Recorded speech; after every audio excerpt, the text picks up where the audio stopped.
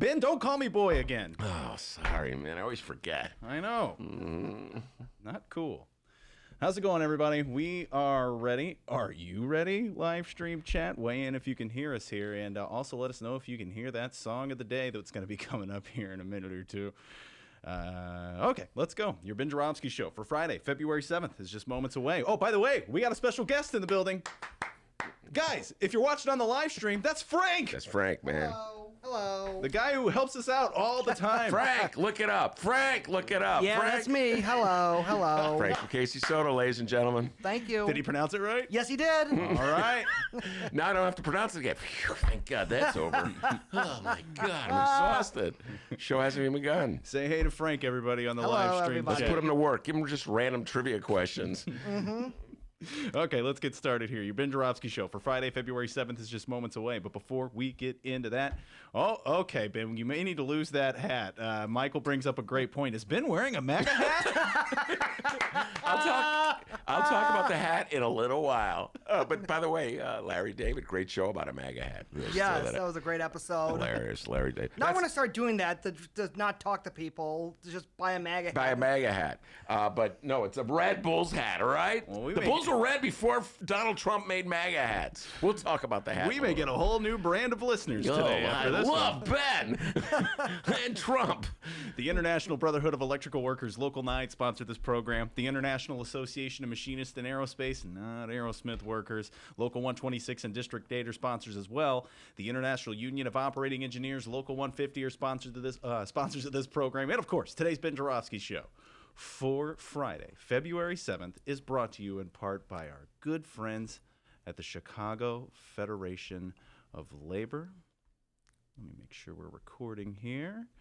Okay, we are. Ben Joravsky, song of the day, please. Well, all right, I wanted to sing a song to the man who gave me this hat, Mick Fansler from the Curls, the rock group The Curls, in a Chicago-based band. He was here yesterday. We did a bonus feature with him, which is a really funny and insightful bit, in addition to being a great songwriter and singer, and he's got a lot to say about politics, Mick Fansler. And he was the first guest that ever brought me a present of a Bulls hat, knowing my love for the Bulls, so that's why I'm wearing the hat. Not a MAGA hat. Not a MAGA hat, but, maybe I'll just start wearing a MAGA hat just to throw everybody off a little bit.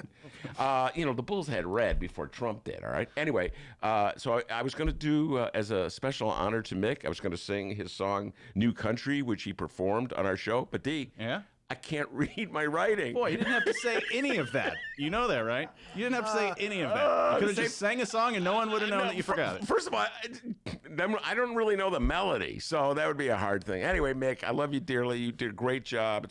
The program's going to drop this weekend. We'll figure it out what day. And so instead, I'll sing the song that Dennis sang. Another one bites the dust. Yeah. Ben Joravsky show starts now.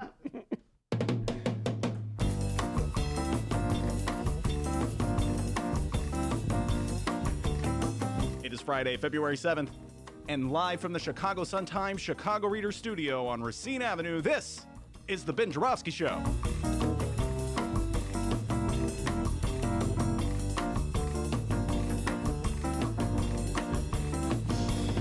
Today on the program, as the kids say, it is on and poppin'. It's another Rummana Rundown with Rummana Hussain. We welcome back Vice President of the Chicago Teachers Union, SDG, Stacy Davis Gates, and 20th Ward Alderwoman Jeanette Taylor makes her return. And now your host, Chicago Reader columnist, Ben Joravsky. Hello, everybody. Ben Joravsky here. We're calling this Kenny D Newsman Friday, and here's why.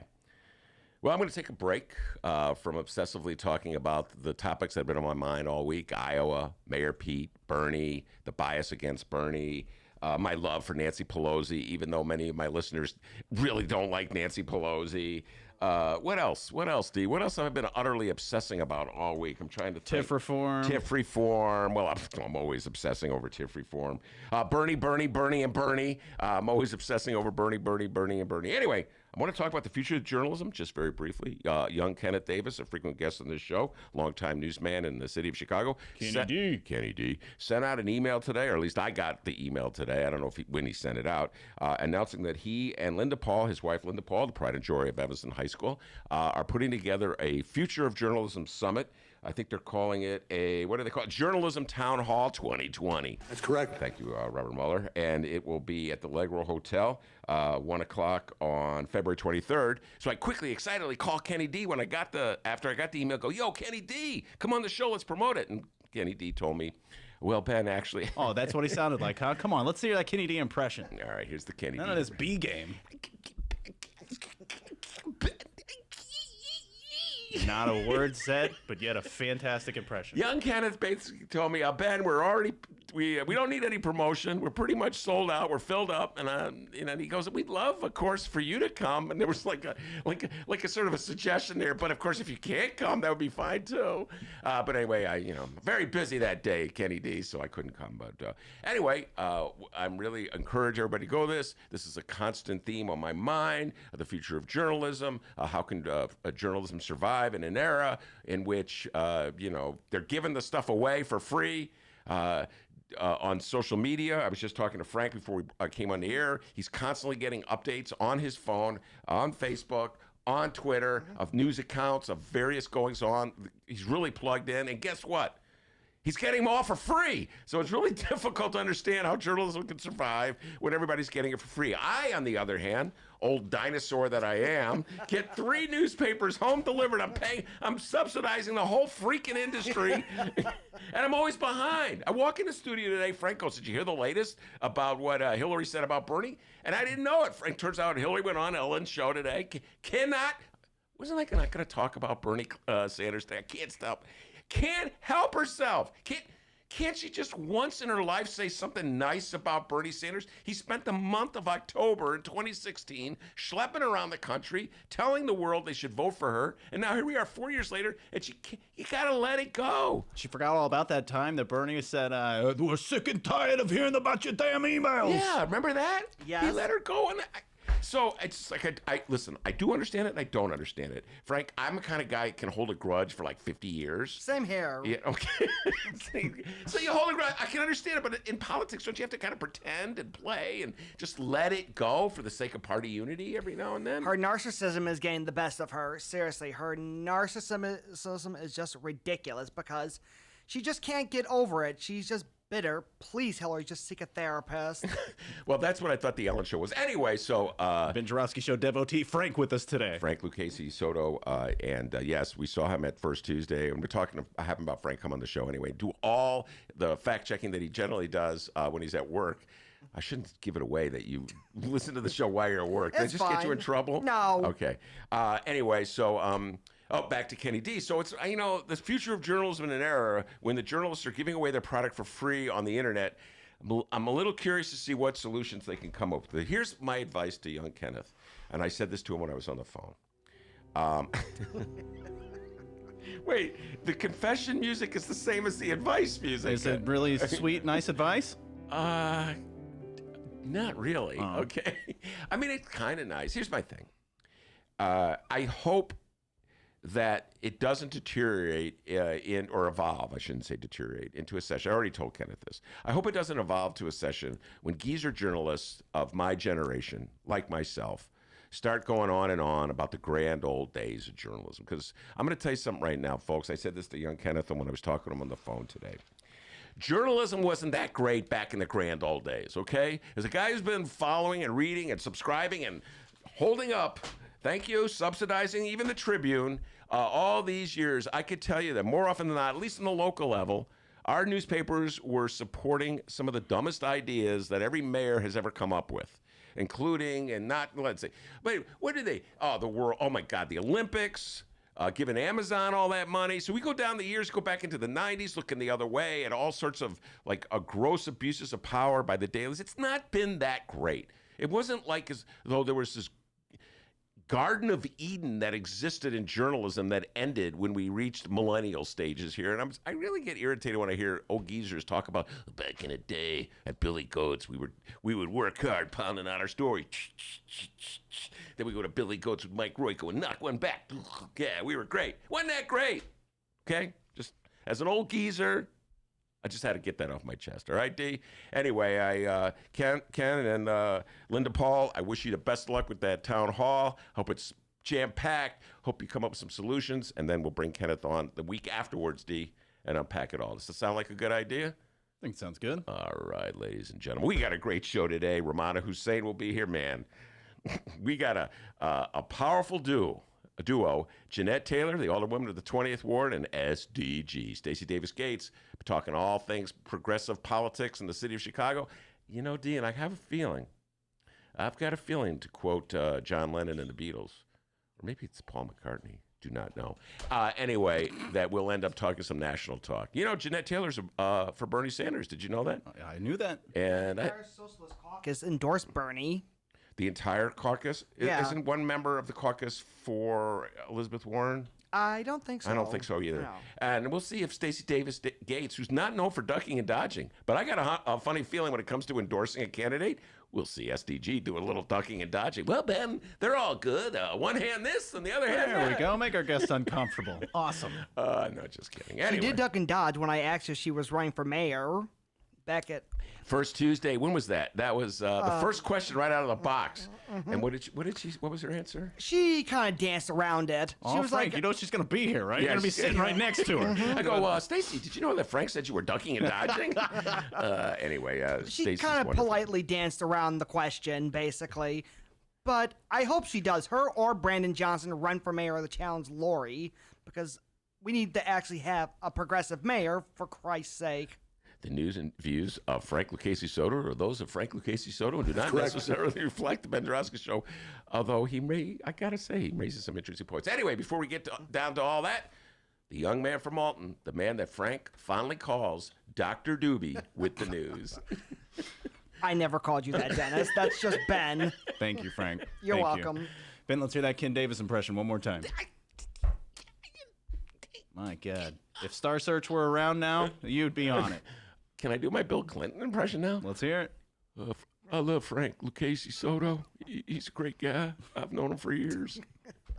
Bill Clinton, as many people say, one of the greatest Republican presidents ever. Wow. A true progressive. Frank, you fit right in.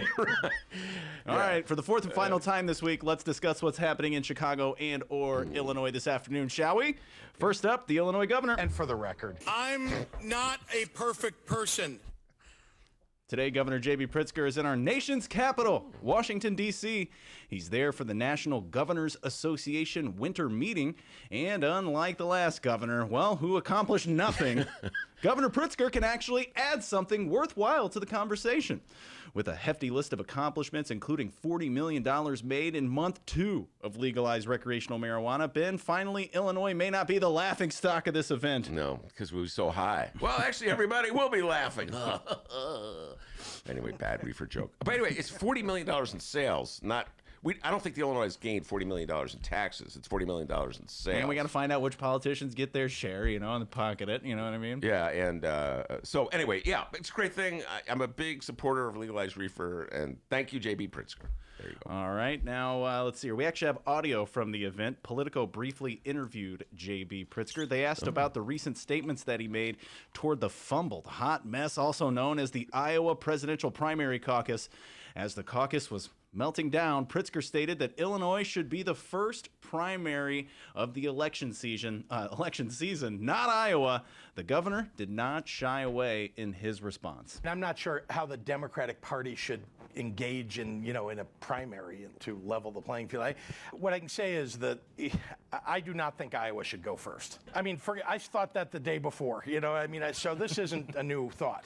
And some people saw that I tweeted out on the night of the Iowa caucuses that Illinois should go first. And there's a reason, not just because I'm from Illinois and I believe in Illinois, but we have the most diverse state that you could have for picking a presidential nominee. We have tech industry, we have agriculture, we have 75% of our territory in Illinois is agriculture. We have rural, ex-urban, urban communities all over the state. We have every swath of different belief across the state of Illinois. Diversity matters, right? And to have these states with no diversity come first, and somehow that's going to decide who's going to drop out. If you couldn't compete in one of those non-diverse early states, you can't make it to the third or fourth or fifth or to state or to Super Tuesday. So it seems to me that having a state like Illinois that's much more representative of the United States as the first state, and by the way, the Illinois Republican Party agrees with me, and they've come out in favor of it. So, it is the right way to go, and I think we're going to get it done too. Whoa, I think we're going to get it. I'm with them 100% on this one. Right, because it's not basically it's not 1972 basically anymore, because the country has changed over the years. We are a lot more diverse and more of a cultural melting pot, and also Illinois is way more diverse than Iowa, New Hampshire. Well, I think the best, who was it said, don't call it a melting pot, call it a mixed salad. Whatever your metaphor is, your point's well taken. Yeah, who was it that said that? I don't know, but I love salad. And you don't like melting pots. No, I think I'm with him 100%. Now, there was the argument, the Mark Braun argument. Let's put it out. Let's give it credence, okay, that it's cold in January in Illinois. And so, people might not vote. People are always looking for any excuse not to vote. And it's not cold in Iowa? Yep. I can't argue with that. Plus, I don't know. You have such early voting. You can drive. There's no excuse. The cold is no excuse for not voting. Doesn't stop Bear fans from going to see football games. Huh? Exactly. I never seen a Bear fan say, "Oh, it's too cold to go see a football game." Mm-hmm. So I'm with J.B. Pritzker 100%. Yeah, let's have Illinois go first. By the way, Frank, wouldn't it be a blast? This is what Dennis and I always talk about. I think it would be awesome. You have all the candidates, all these candidates coming through. It'll be great for you. Plus, you're not governed by the SEC anymore, and people can be a little more free of what they say, and also, especially, you can also rag on some of the more, let's just say, conservative candidates like a John Delaney, who, and I don't know why Michael Bennett's still running still. He may have dropped out. He's still in the race. He's still in the race for some reason. I don't even know why Deval Patrick's still in the race. I don't know why Deval Patrick got in the race. That was one of those who got in early. He jumped in right around the time Bloomberg jumped in, and so they're competing for the same vote. Deval Patrick got in, I think, about November or December, I think. Yeah, it was at some point. I forget what it was that triggered Patrick and Bloomberg's. It was Bernie and Elizabeth Warren, because Bloomberg's only doing this. The reason why Bloomberg's only doing this is because he doesn't want his raise his taxes on. People have his taxes raised. I still say if you're a centrist, Bloomberg's your guy. All right, D, next news item. Hot takes from Frank today, buddy. Glad you came in today. Thank you. All right, you're welcome. And now when you have the Illinois governor on for a one-on-one interview, I guess you have to address that damn dirty Illinois corruption. And you tried to address some of this in your State of the State address earlier or last month. And so, but some of the measures being talked about disclosure seem like Band-Aids, seem like these sort of nibbles at the bigger issue of corruption in the state. I mean, why not? What needs to happen? Is there something where maybe you sort of don't have the outside work, right, and pay lawmakers more? There are more radical ways probably, but what needs to happen? Well, first of all, I didn't just talk about it in the State of the State. I actually pushed legislation in our veto session, which was in November, for more lobbyist disclosure, to make sure that we know who the subcontractors are, who the businesses are that are behind the lobbyists, how much money they're giving to, so we can look at the collective of how much influence they are wielding on legislators. That's not something that's been available in Illinois easily to the public or to the press. And I want more transparency. That is how we're going to weed out corruption, in my view. All right. Who is interviewing him? Some feller from Politico. All right. Let me just say this. I don't know what law. Oh, God, I'm going to get all the reformers mad at me. But I don't know what law could be passed that hasn't already been passed. It's illegal to take a bribe. It's illegal to give a bribe. Well, for as long as I've been in Chicago, following Chicago politics, Frank, it's been illegal to take or give a bribe. So I don't know what new law you could pass that would, we're going to double outlaw bribery. It's already illegal to take a bribe. Well, especially now since the Supreme Court legalized, with Citizens United, they legalized bribery, basically. To quote Cenk Uygur, we legalized bribery in this country. Basically, corporate PACs are just a way to just bribes to the politicians, like oil and gas, fracking. Well, fracking is part, but fracking, big oil. I said that all right, but like Wall Street, it's all bribes. They're bribing your politicians. And that's the bribes that'll always be legal. They're never going to make it illegal for some big corporation to give money to politicians. And the Republican Party, by the way, which talks a big deal about how much they want to clean up Illinois politics, is the first one to avoid any kind of serious discussion about cleaning up campaign financing. So just putting that out there. A lot of talk in Illinois. Well, there is a group by Cenk Uygur of the Young Turks called Wolf-Pack.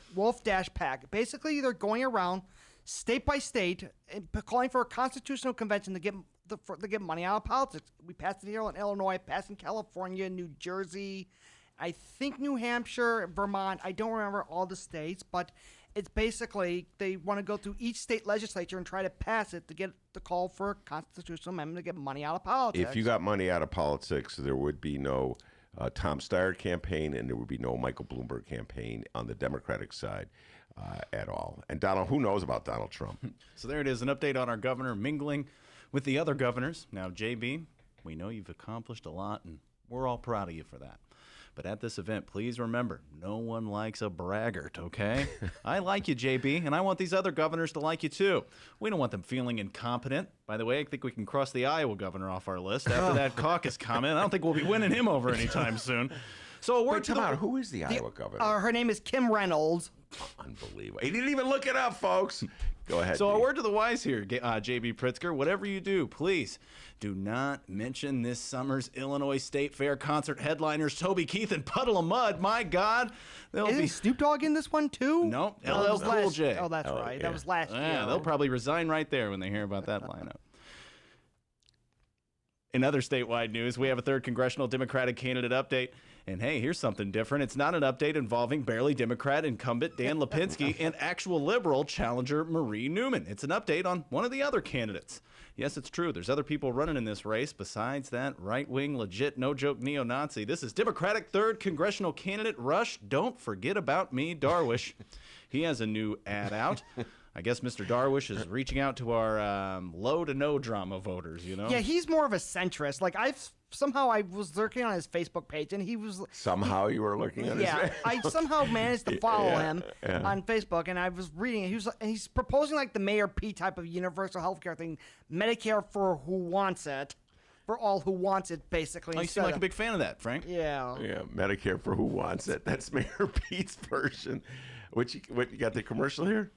Well, see, like I said here, maybe those who are exhausted from the back and forth between Newman and Lipinski, maybe an ad for them. Ben, what do you think about Rush Darwish? How do you think he'll fare out in this race? Well, I've got to figure he'll finish third. And if anything, he'll be the one who takes away the votes that Marie Newman would need to beat. That's Dan Lipinski. That's the conventional wisdom. And, you know, when you have a divided primary, generally it favors the incumbent. We've discussed this in the case of the 7th Congressional. We had Keenan Collins on the show, and Anthony Clark were running against Danny K. Davis. So, you know, I promote democracy. The more the merrier. In the case of the 3rd Congressional, I'm not a big fan of Dan Lipinski. So it's just sort of working against... Lipinski's barely even a Democrat. He's more of a Republican. Yeah, Yes, I would say that is accurate. So here's the latest ad from our Democratic 3rd Congressional District candidate, Rush Darwish. I'm Rush Darwish, and I approve this message because we can't keep electing the same people and expect a different result. The 3rd District needs a congressman who will fight for us. I'm a lifelong humanitarian and father who spends time volunteering to raise money for medical procedures on children affected by violence. I support Medicare for all who want it, so no American is denied medical care just because they can't afford it.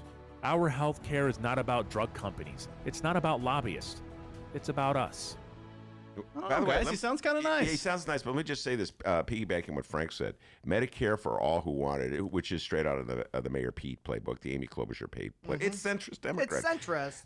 The 3rd Congressional Marie Newman has been on the show, and she's pointed to us many times, and we've talked about this many times. The 3rd Congressional went for Bernie big time in 2016 over Hillary Clinton. So the 3rd Congressional, if you're in a Democratic primary, it would seem to me that if you wanted to be in tune with the voters of the 3rd Congressional, you'd be echoing Bernie's platform, calling for Medicare for all. Or health care for all, universal care for all. That's redundant, but universal care, health care. So I'm not quite sure, even from a strategic point of view, if taking the Mayor Pete line, Medicare for those who want, health care for those who want it. If you don't want health care, we're not going to give it to you.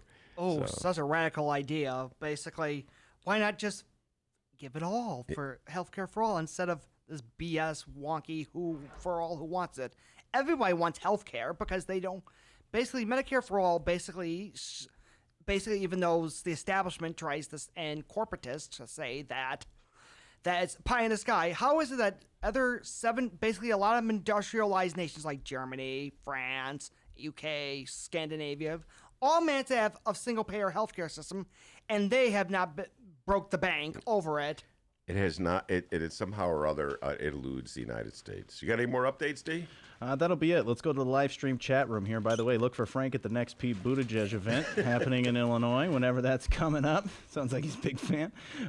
Shout out to the live stream chat room. All of you guys are awesome here. Now, for those who don't know, Ben has a song of the day. Maybe people fast forward through that part by now. Ben has a song of the day, and our live stream chat loves to weigh in about that. Like KMA Barry. KMA Barry says, I'm moving closer to Brianna's views on Ben singing. Brianna's usually not a big fan. Yeah. That's good times. KMA Barry also says, I miss Chicago Newsroom. Do you miss Chicago Newsroom, Ben? Yeah, Kenny D. That was Chicago Newsroom. Yeah, young Ken said, finally, I've had enough of it. And it was about an hour. He would take the deep dive with generally one guest. Great interviews. I tease young Kenneth but he truly is one of the most knowledgeable journalist about Chicago and very thoughtful guy. So, yeah, I miss it as well. So it's a big loss. We got avid Ben Joravsky Show listener Frank in studio with us here. Pat Rod says, nice shirt, Frank. Thank you. It is a sharp shirt. Yeah. Yeah. All right. Let's Roll Tide. Oh, yeah. He's a big Alabama Crimson Tide fan. Let's see here. Michael weighed in. He said, when's Puddle of Mud coming on the show? They're never coming on the show, Michael. I have a band for you, Ben, that's kind of a ridiculous name. It's called My Leftover Salmon. Is that a joke? No, that's an actual band name called My Leftover Salmon. All right. I'll have to write that down and listen to that. My cousin's girlfriend got my cousin tickets, and I never even heard of them, and it's kind of a ridiculous name for a band. I never even know their songs. I only know that, and I give my cousin shit for it, basically. You are allowed to swear in the podcast. Yeah, that's fine. Rummana Hussain has entered the room. Rummana Hussain has entered the room. We're going to bring her on real soon, right, D? Yep, we'll be right back.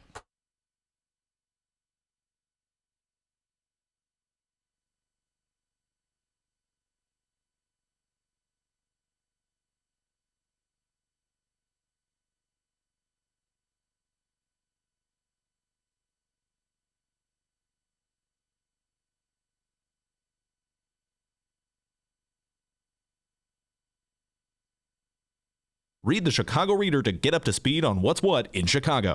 Culture, food, arts and entertainment, weekly concert listings, weekly event listings, the environment, travel. I can continue, but you get the point. And for all of you Chicago political junkies, raw weekly columns on real city politics from Maya Dukmasova and our very own Ben Joravsky. The Chicago Reader, free to the public in newsstands throughout the city and online at chicagoreader.com. Read it now and be a more informed Chicagoan.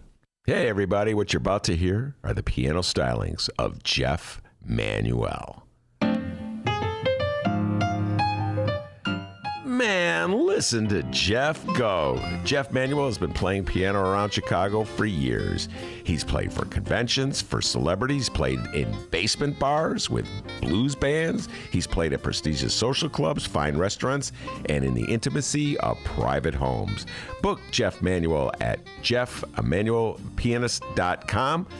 Don't worry, I'll spell his name at the end of this commercial. You know what Chicago Magazine said?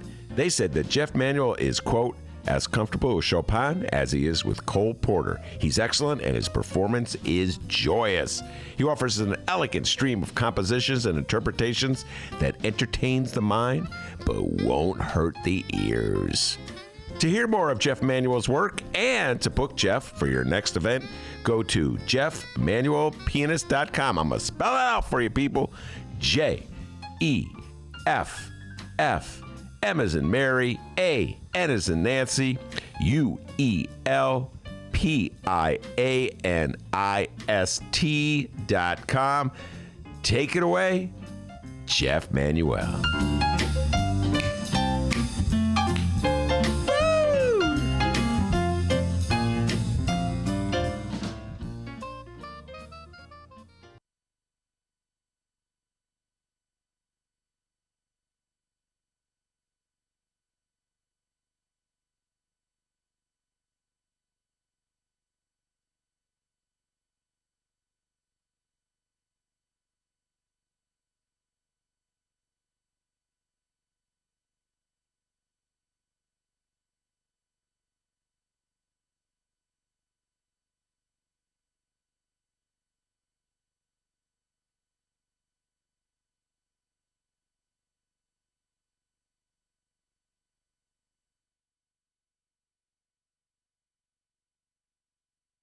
How did you go from sharing stories over the years to deciding to write a book? Good question, Mayor. Good question. Welcome back to the Ben Joravsky Show, live from the Chicago Sun-Times. Rummana Hussain in the building. That's an old bit that Dennis loves to play. Cracks me up every time I hear it. It's Mayor Lori Lightfoot at a panel interviewing Hillary Clinton. I remember that. Probing questions. How did you get to be so great? Good question, Madam Mayor. Anyway, Rummana Hussain is with us every Friday, the Rummana Rundown, and Rummana, plenty to talk about.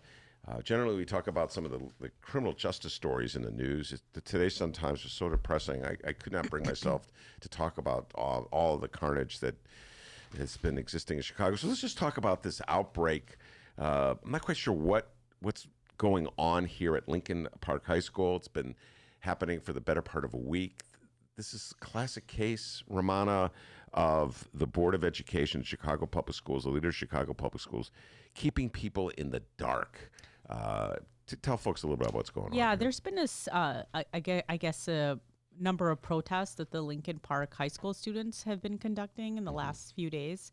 And what happened was, what we know so far is that the interim and assistant principal of the school were ousted. We're hearing bits and pieces as to why this happened. There was apparently, and then there's a suspension of the boys basketball team. Mm-hmm. And there's some sort of indication that they're looking into matters, but it's kind of unclear what those matters are. But there was, talk, or at least we have information that there was some sort of sexual assault that happened. And that's part of the overall investigation that CPS is conducting right now at Lincoln Park High School. And, but we don't know, they said that administrators didn't really act, they acted appropriately in handling that situation. So then it's a little more confusing. Then there was there was another principal that was brought to the school, someone else, and then she was caught on video grabbing a 17-year-old student, I believe him, by his face. Mm-hmm. And so then I think she recently stepped down too. There's a note sent to parents. And so the latest is that, we had a bunch of students protesting yesterday, I believe. And then there was some fights that broke out. They had nothing to do with the protest, but their fights kind of broke off on the side, and someone was seen taken on a stretcher. So there's all these different parts happening right now, but it just seems like a lot of chaos at Lincoln Park High School right now. And the students are just saying that they feel like it doesn't feel like school for them. I read some quotes from our story. So it's just, we know there's a lot happening there. We don't have all the puzzle pieces. Yeah, I'm not sure if you're going to write a handbook on how to handle some difficult news, if this would be in the chapter how not to handle it. Yeah. Something happened. We don't know what it is.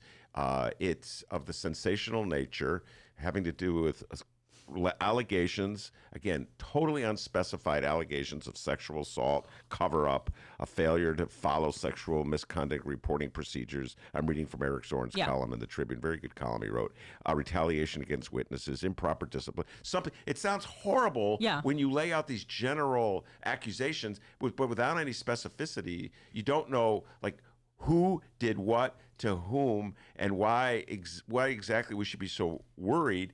And then on top of everything, what's so counterintuitive, the principal who was let go and the basketball coach was let go, again, without any specificity to the allegations, the students walked out to support those people who were let go. So it really undercuts the allegations that the Chicago Public School is making. It's quite a preposterous scene. It is, and it's like I said, we don't have all the puzzle pieces, so it's confusing as to what exactly is happening. And I think some of the students feel like they're left in the dark. Maybe they were really like these administrators or these, the basketball coach. So. I think the basketball team, didn't they stop playing too? Yeah, they forfeited the season. Yeah, they've been forfeited. Their season's been forfeited. Yeah, so they're probably angry about that. Yeah, it's interesting. I mean, it's definitely interesting because there's a lot of these kids protesting and there's a lot of noise around this. So I know it's totally absurd. At the bowling alley the other night, I'm watching on the TV. I know I get all my great news at the bowling alley, and I'm watching this poor newscaster standing on the. They always make him stand outside in the cold, outside the school. Kids are probably trying it's like Billy Bob here at Lincoln Park. Something bad has happened. I don't know what it is, but it's really bad. When we get more details, we'll go back to you, man. What? And it's like bad news at Lincoln Park High. I had an angry caller call me today, all mad because she doesn't know where Lincoln Park High School is. And I'm like, do you mean the address? And she's like, is this in the city? I'm like, yeah, it's in Lincoln Park. That's what, we didn't have the address. Probably that might be a in clue. Lincoln Park. No, and she's like, well, how would I know that? And I'm like, I gave her the exact address. Wait, time out. Why was she calling you?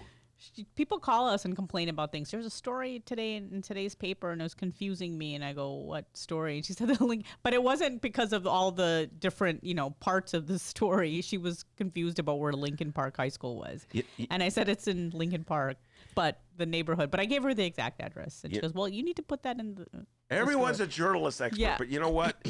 My general attitude is the critics are always right. Thank you, ma'am, for your call. Thank you for reading the newspaper. And Are you I appreciate sure about that? You should see the calls we get. Yeah. Listen, I hesitate to make fun of anybody for not knowing things because I didn't know what puddle of mud was until last week when you educated me. So I guess not knowing what puddle of mud is the equivalent of not knowing that Lincoln Park is a community in the city of Chicago, even though you live in the city of Chicago. Anyway, here's the quirky thing about the whole story, an only in Chicago angle that I can't quite get over.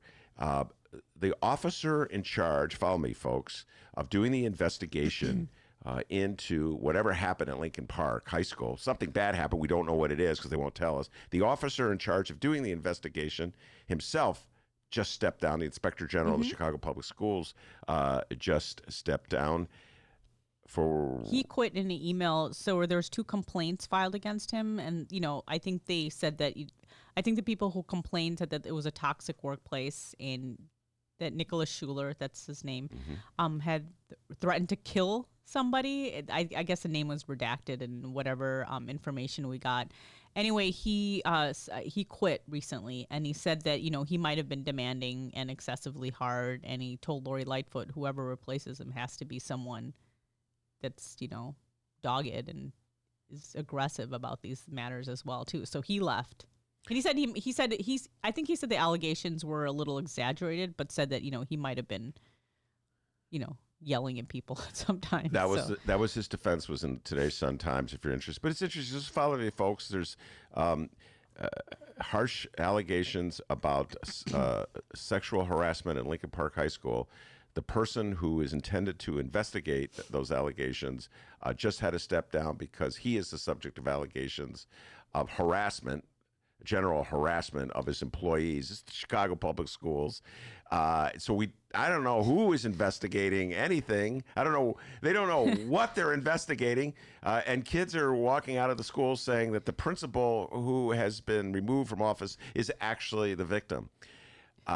Welcome to Chicago. Not the one that left recently, but the one who was ousted. The original one. Not the one that grabbed the student by the face. But whenever kids walk out of a school this way, the media obviously feels compelled to cover the story, even though they don't know what they're really covering. So it's this bizarre, baffling, little spectacle going on here. Harsh bosses. I started reading this story about this gentleman Schuler. Apparently, he was big for yelling at people. Get it done. What's your experience been with Harsh bosses? Harsh bosses. I think for the most part, I've gotten along with most of my bosses. But now that I'm older, I look back and I go, maybe I just, and especially as a woman, and now that I look at millennials and the things they get mad at, I'm like, oh my God, we just sat there and let this happen. I think that's great. One of the great things about millennials is they call people out really quick. It doesn't matter if they're like their boss or, their superior. They'll be like, hey, I didn't like this. And so, I feel like Generation X, my generation, we kind of came into it, but I don't know. Most of my bosses I've had were very nice. My first job as a reporter was at the City News Bureau, and our boss was Paul Zimbracos, who's a very old school Greek guy. And I kind of felt like I was working for my dad with him because, he was kind of like I think he was a child of immigrants, but he was very Greek, still into that culture, old school culture. So he was really nice, though. He wasn't gruff. He could be gruff, but he was I thought he was fair. Like, he asked a lot of good questions, and there's definitely some editors that worked there, and they yelled. Yeah. They never yelled at me, but I saw them yell. And I think it was a very old school common practice, especially in journalism, for men to yell. It was mostly men, male editors just yelling at people. Well, and I know some people. I mean, one of my editors, he's a friend of mine. I mean, he would yell all the time. He'd be like, ah, and the F-bombs would go on and off. And he was a former editor here at the Sun-Times, and he went to the Tribune, and I think someone said that he had to tone it down when he went to the Tribune. And I guess the yelling was like, I guess he depended on who he yelled at, but there's definitely like some yelling. I think some people in this day and age they would complain. Wait, to so HR. time out. This boss. This editor was great. Yeah, You like this editor. This editor was really nice. But you didn't mind when he yelled at you. He never really yelled at me, but I saw him yell at other people. Like, on the phone, he's like, oh, get that goddamn whatever. Like, And so why wouldn't he yell at you? I don't know why he didn't yell at me. Maybe he was just nice to me. But, I mean, if you talk to him, like, you would see that, he wasn't really yelling at that person. It was more like the situation. I kind of feel like he yelled at the guys more. But there was one time I felt bad because, we're all new reporters, and there was this young woman who was working, and she quit after a week. She couldn't find this. I think she was looking for the Sears Tower, or she couldn't get to O'Hare. She had a really hard time with directions. And so one time he was on the phone. I don't know if he was yelling at her, but he was yelling at the person training. He's like, she's got to, I want her to go all the way to O'Hare and come back even if she misses the assignment. And I was kind of like, I felt bad for her. Just like hearing the yelling. I think there was a lot of yelling going on when I first started off in journalism, like City News Bureau. It was, oh yeah, no, that yelling was back and forth. I started the show by talking about how Ken Davis and Lynn Paul are going to convene a summit on the future of journalism, and I was urging them not to fall into the trap of saying how wonderful things were in the past. No, yeah, because they weren't that great in the past. But one of the things about journalism that he never liked was this notion that it was somehow effective. Bosshood to yell at people and abuse them. I couldn't understand the psychology of that. I think the thing is, everybody thinks that's a very old school, cool thing to do, like as a journalist. I think it's less. I think people don't like it as much anymore, or don't want to deal with it anymore.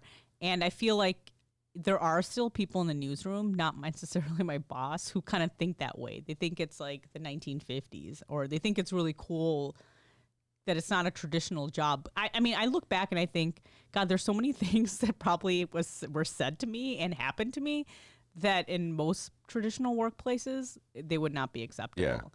And so I look back and I'm like, I sometimes think I can write a book. But I mean, and a lot of women feel like it's a very bro culture in journalism, especially the guys at the top. So we complain about that all the time. That's a very a lot of women journalists do complain about the guys. Well, I'm just telling you, the men. I'm with the millennials 100%. I am too. I'm with the millennials. I'm like, they don't put up with it. They shouldn't put up with it. Our ancient baby boomer generation shouldn't have put up with it. Yeah. It was worse with the baby boomers, especially for women. Well, yeah. When I 5 billion years ago, when my first journalism job was a copy boy, at the old Daily News, which is long gone, and they would yell. Oh, they probably yelled at you. Oh my God! Good, copy. These big beefy editors were like, I was always worried they're gonna have a heart attack. You copy. Like, dude, man, chill out, okay? Of course, I was so high in those days, and I'm like, hey, man, calm down, all right? What's the rush, all right? So yeah, I've never responded well. But anyway, my point is, it's beyond ironic that the investigator who's in charge of the investigation had to step aside because he was allegedly harassing his employees. City of Chicago Public Schools in this particular event are even more dysfunctional than my beloved Chicago Bulls. All right, let's move on. And speaking of bossy bosses, Donald John Trump took a victory lap. I know you could not have been pleased by his triumphant parade. I just thought it was interesting. We, obviously being in the newsroom, his speech after his acquittal yesterday, we had to, well, it was on the news, like our editor, my fellow editors turned on the TV and I was like, oh, here we go. And I heard bits and pieces because it wasn't very loud. They didn't put but he was going on for an hour. And the one part I did hear was when he said Russia, Russia, Russia. And I felt like it was like Marsha, Marsha, Marsha from Brady Bunch. And then like 2 seconds later, he swore. He said it was all bull. You can say it. I can say bullshit? Yeah. Okay, sorry. Frank just dropped a bomb. It's a podcast. I didn't know we could Oh, swear. yeah. Are you kidding? But anyway. Everybody now that you swears. say that. Everybody swears on this show but me and Dennis. And me. I thought we couldn't swear. No. But anyway, he swore, and it was like funny because like a lot of the networks didn't know they didn't know that, they didn't see that coming. So I think a lot of people missed it. So one of my editors was like, "Did he just say bullshit?" I'm like, "Oh, he did." And so, during the speech, I heard bits and pieces, and he kind of went off on tangents. And then he, thanks his daughter and his sons and Barron. He goes, Barron and my other sons, and then at one point, I don't know. There was people in the room, and I don't know. They played that. What kind of music did they play when he walked in? It was the presidential music, or if somebody. I think. Yeah, he'll let you. Yeah, it was Frank. So, it was very interesting. I was like, oh my God, when will it stop? It kept going on and on and on. And he called people who are, quote unquote, against him evil and corrupt, I think. I think corrupt. Don't quote me on the corrupt, but I know he said evil. No, he called them evil. I think he called them corrupt as well. It was quite an oration. And Donald Trump is feeling it. I have a hard time believing that a majority of people in this country appreciate this act. Some people do. I understand that some people love the act. I'm well aware of that. I guess I feel numerically it's about 40% absolutely love the act. Wasn't his approval rating at 49%? That's the latest approval rating. I'm not saying that 9% love the act, but they approve of the job he's doing, which is. So who knows if the act fortifies their approval of Donald Trump or detracts from it. The State of the Union, let's discuss that one. That was. Oh, yeah. Did you watch it? In my defense, I would have watched it, but we had a First Tuesday show. Oh, yeah. So. I was at the gym. You were at the gym working out. I was at the First Tuesday. We had the presidential debate between the Bernie Sanders supporter. Oh, I did see that. Yeah, and Elizabeth Warren. I saw it on Facebook. Yeah, it was a great debate. But so I saw highlights of it, and I obsessively read it. And I just saw the Nancy Pelosi ripping up this speech. All right, we'll get to Nancy, but before he did that, just everything about the spectacle was set up for Donald Trump to do completely counter to what a State of the Union address is supposed to be. Traditionally, where it's coming together the country, everybody's listening to our leader explain where we're going, how we're going to get there, what our problems are, what our achievements are, how we're all working together. Generally, there's an attempt to be even remotely bipartisan. There wasn't. No, right? He comes out, they start chanting, the Republicans are chanting 4 more years. They give a medal to Rush Limbaugh. Oh, yes. I remember that, too. I heard about that.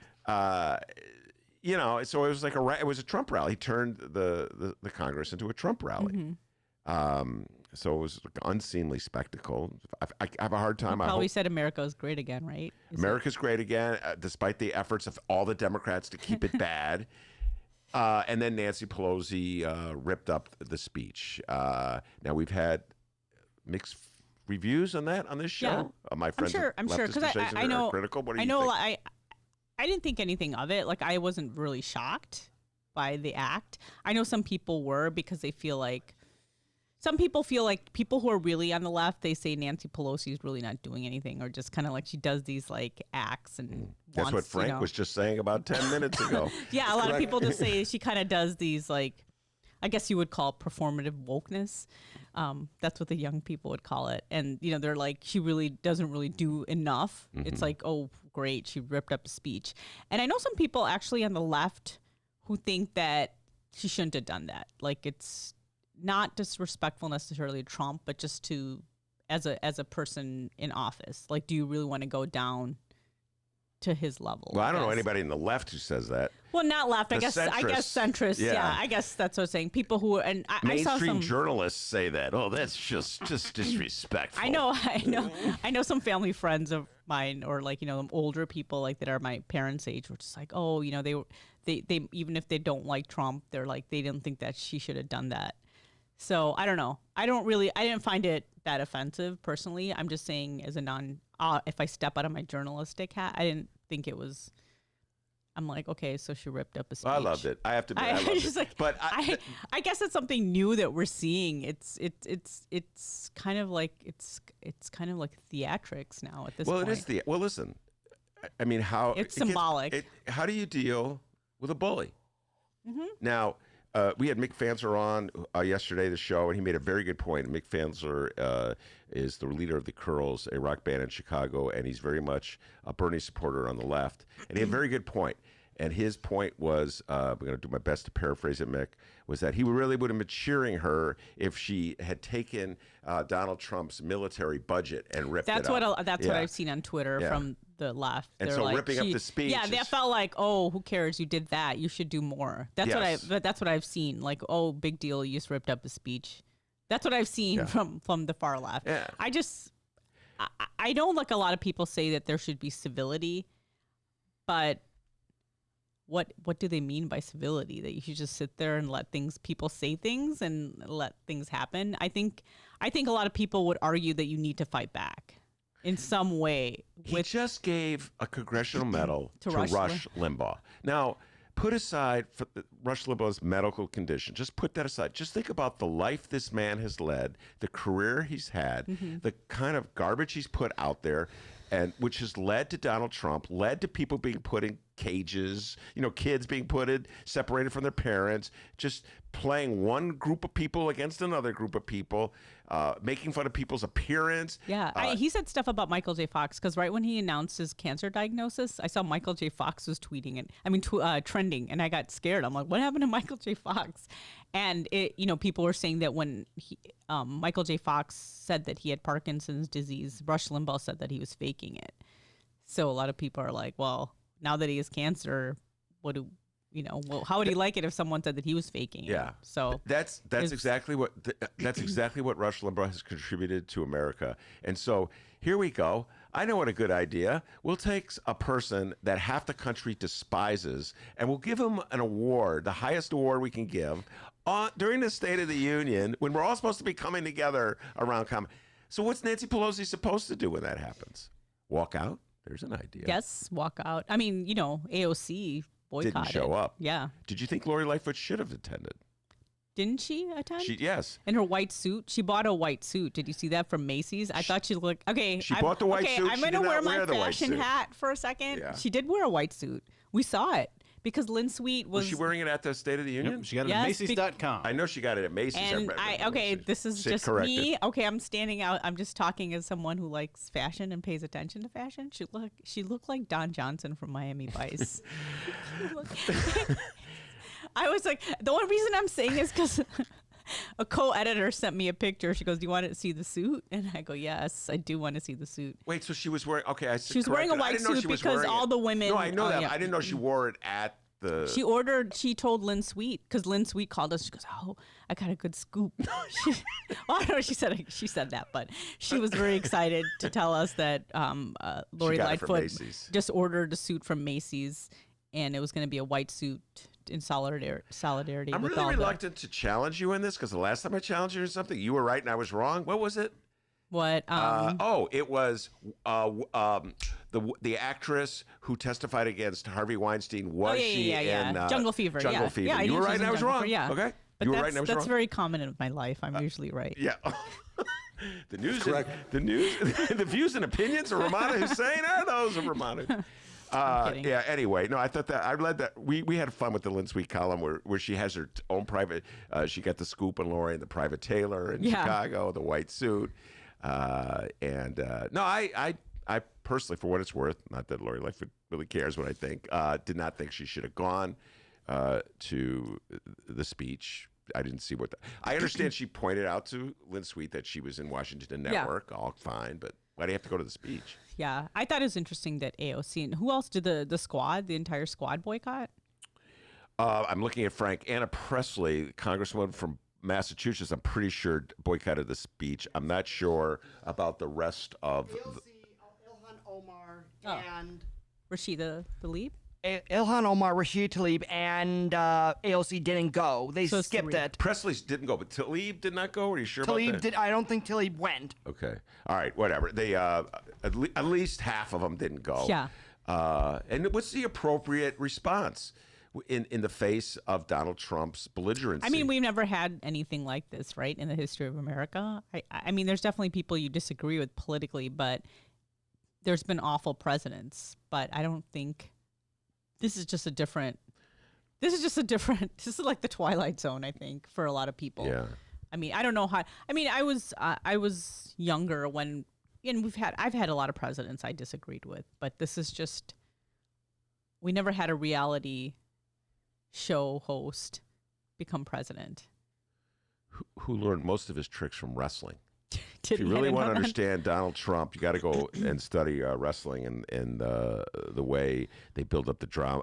They make somebody a character an evil foe that you want to destroy, and then it turns into sort of this fake fight.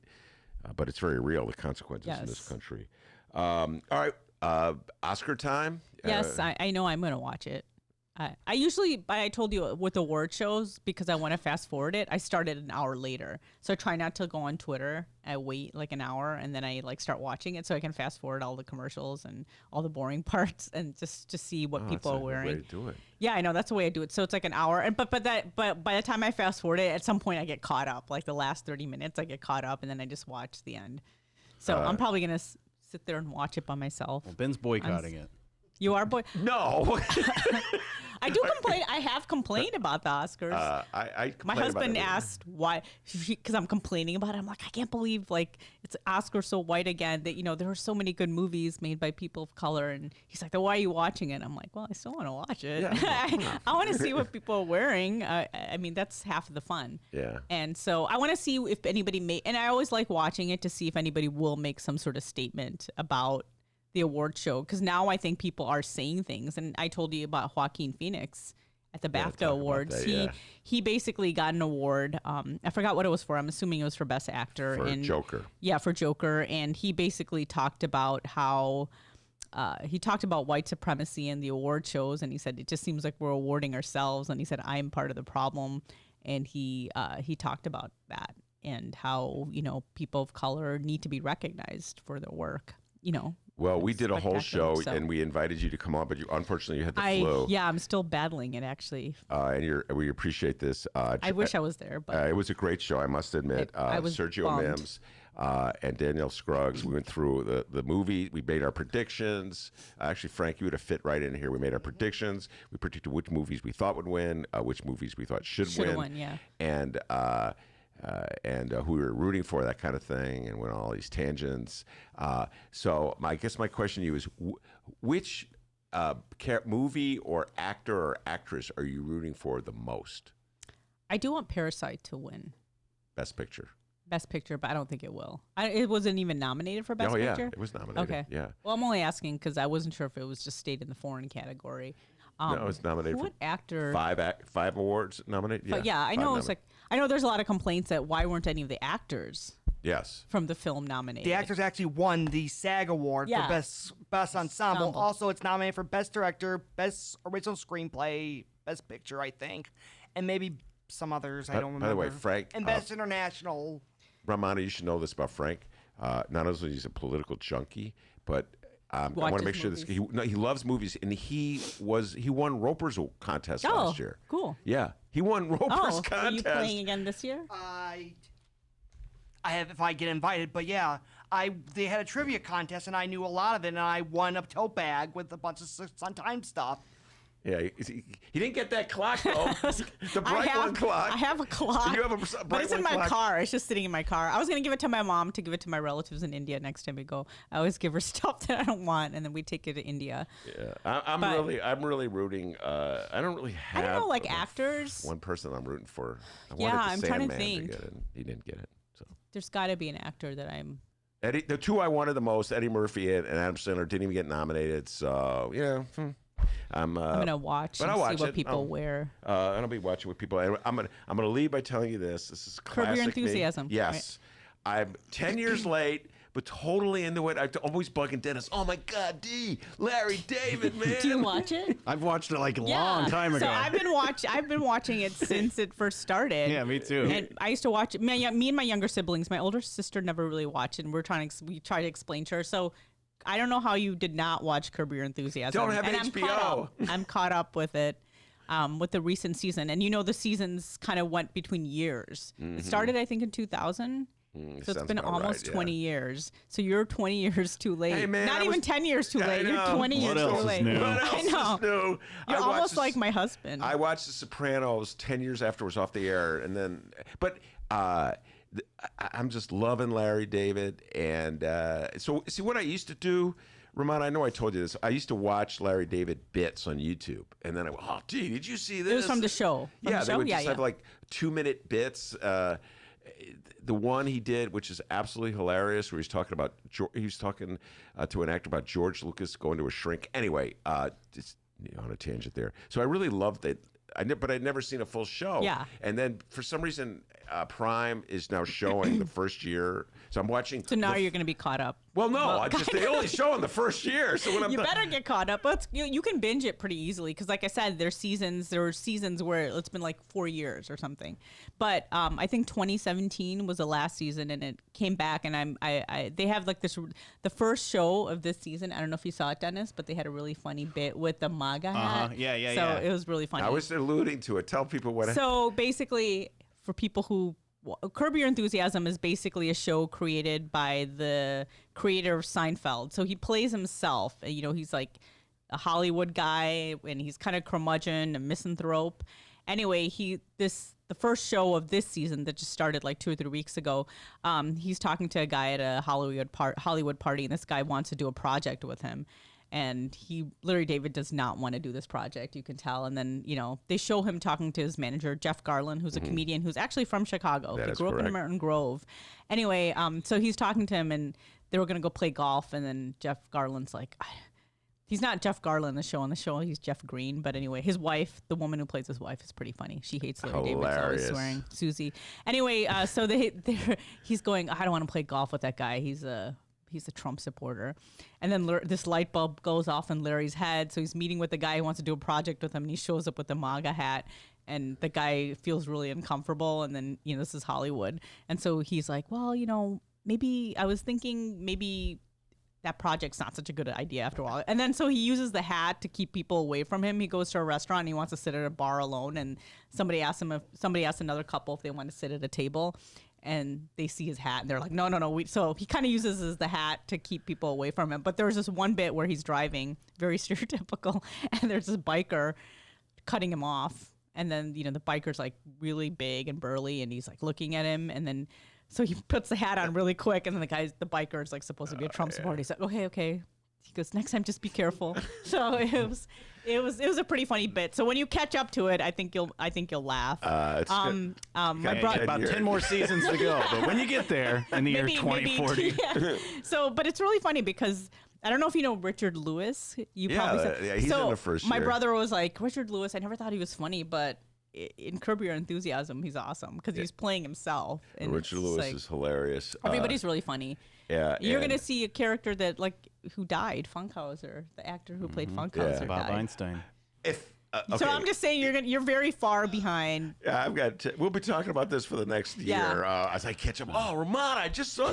Ben's buying a Puddle of Mud album this weekend, so we're getting there. Very unlikely. All right, Rummana Hussain, I better let you get back to work. Jeanette Taylor and Stacy Davis-Gates will be here. We'll be right back after this.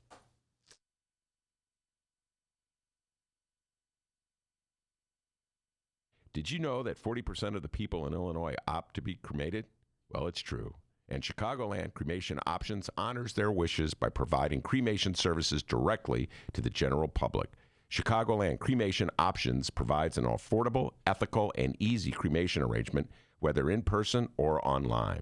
Save thousands and streamline the process by going directly to Chicagoland Cremation Options. It's a family-owned business operated by my good friend, Douglas Klein. Here's how you reach them. ChicagolandCremationOptions.com. One more time, ChicagolandCremationOptions.com. It's Chicagoland's adult entertainment playground. It's the world-famous Admiral Theater, 3940 West Lawrence Avenue. The Admiral is homegrown from Chicago, and it's the most conveniently located club in all of the city. 15 minutes from the O'Hare Airport in downtown Chicago Loop. Voted Chicago's best strip club, the Admiral has showgirls galore and a variety of adult entertainment shows. The world-famous Admiral Theater, open every day from 7 p.m. to 6 a.m., 3940 West Lawrence Avenue. For events, showtime, and other information, visit AdmiralX.com. Must be 18 years of age or older to enter.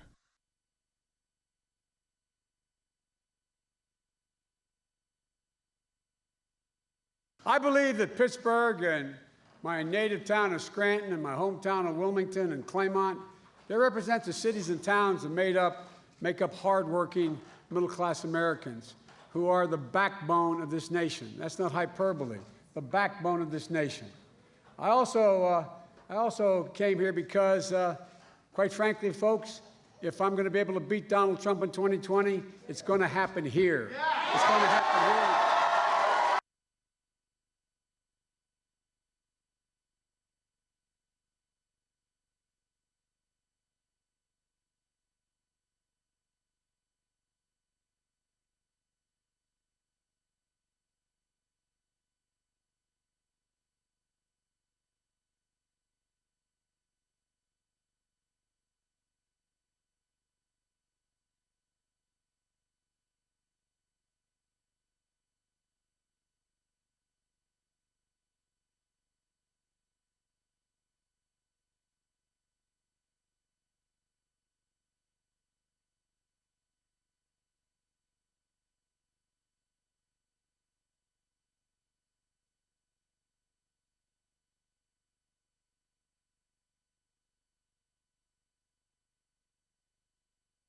Hour number 2 of your Ben Joravsky Show for Friday, February 7th is just moments away. But before we get into hour number 2, we need to thank the following unions once again for jumping on board and sponsoring this humble little program. Unions like the International Brotherhood of Electrical Workers, Local 9, the International Association of Machinists and Aerospace Workers, Local 126 and District 8 are sponsors. The International Union of Operating Engineers, Local 150 are sponsors of this program, as well as the Chicago Federation of Labor. We got Frank in the building. We got SDG, Stacy Davis-Gates in the building. We got Ben here. Let's get hour number 2 on the way. It starts right now.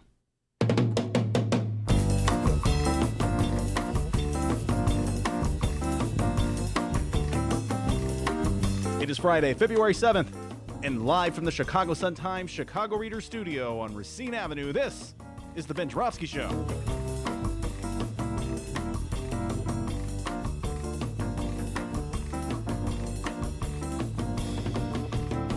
In this hour of the program, Vice President of the Chicago Teachers Union and our friend Stacy Davis-Gates is back, and 20th Ward Alderwoman Jeanette Taylor makes her return. And now your host, Chicago Reader columnist, Ben Joravsky. Stacy Davis-Gates is in the studio. So much to talk to her about. I didn't even run down with Stacy what I'm going to talk to her about. I think I'm going to ask her about the Democratic primary for president, why the Democrats hate Bernie so much, get her thoughts on Iowa. What else do I want to... see if she's feeling the Michael Bloomberg. See if Stacy's feeling the Michael... Feeling the Berg? I know she's a huge fan of Mayor Pete. Get her thoughts on Mayor Pete. Okay. They can't see my middle finger. And you know what? I may ask, Mayo Pete, I think. And maybe ask her about what's going on with Lincoln Park High School Board of Education. Man, I don't know what they're doing there. Get Stacy Davis Gates' thoughts on all these issues of the day. Before we do that, do you got an update? Absolutely, I do. First off, our good friend Ben Joravsky show devotee Frank is with us in the studio. Let's get an update from Frank. Frank, what are you feeling about the show so far? I'm liking it. I always love the show. I've been a fan of Ben's. I've been going since the first Tuesday I ever went to, which had Will Gazzardi, Kristen Mitchell, and she's a young lobbyist. Adrian Alexander. Wow, what a memory. Mm-hmm. He's a Ben head, guys. It's Frank. That was 2014. Oh, wow. Yes, Will Gazzardi just won the primary. He won the primary, but wasn't elected yet. Yes, that's a very good memory. All right, and we talked about the Oscars in the first hour. If you're listening on the download, go check it out. Frank, who you got in the Oscars? Who's winning the big movie of the year? It's a toss-up between Parasite and Once Upon a Time in Hollywood. Best director is either Quentin Tarantino or Bong Joon-ho, whatever it is. Best actor, I want DiCaprio, they didn't nominate any of the cast of Parasite, but whatever. Best supporting actor, I want Brad Pitt or Tom Hanks, or for best original screenplay, Quentin Tarantino for Once Upon a Time in Hollywood. Best adapted screenplay, I want Greta Gerwig for Little Women. So those are his picks. Weigh in on the live stream chat room and let Frank know what you think of his picks there. Say hey to Frank. We do have an update. Oh, and for those watching on the live stream, no, Ben is not wearing a MAGA hat. It's just a Bulls hat. Yeah. Oh, Ben, you MAGA hat wearer, you. Please don't get that started.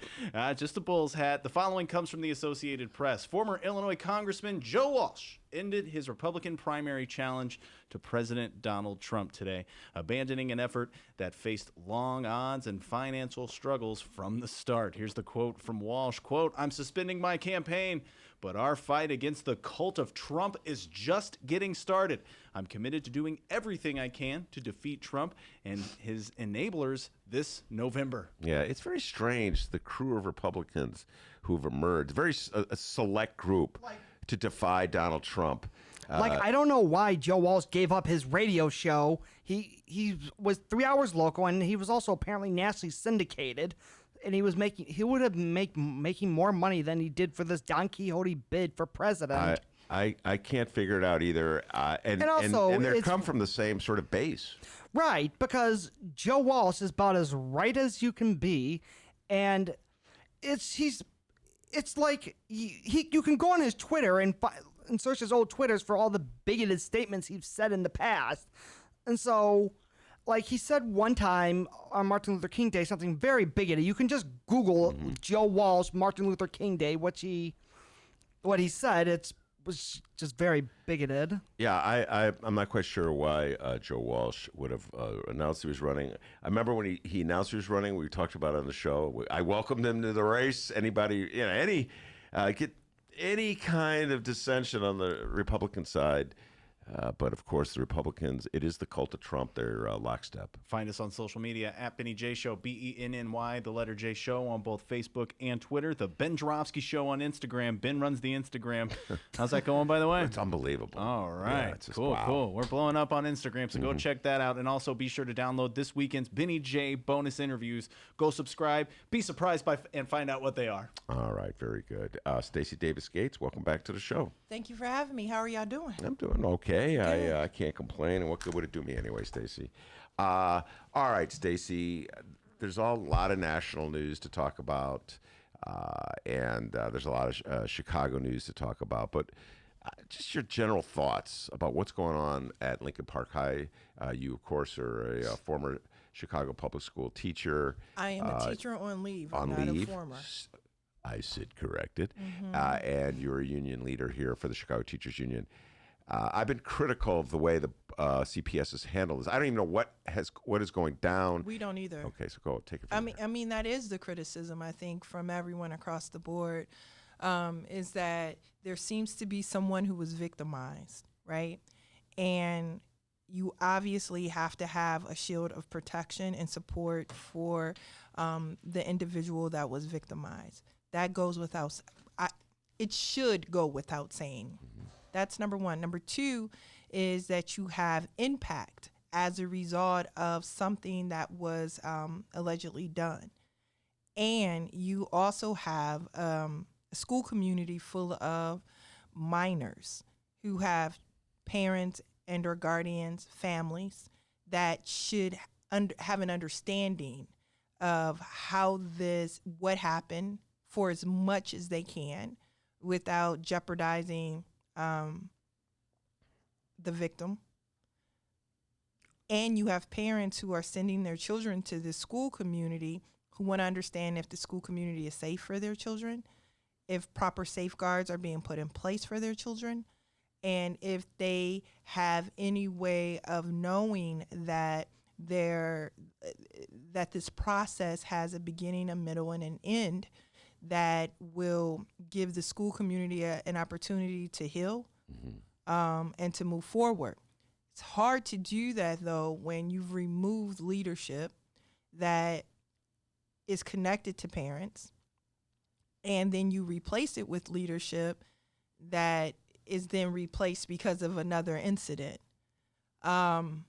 It's difficult because we don't have a lot of information either in our camp, right?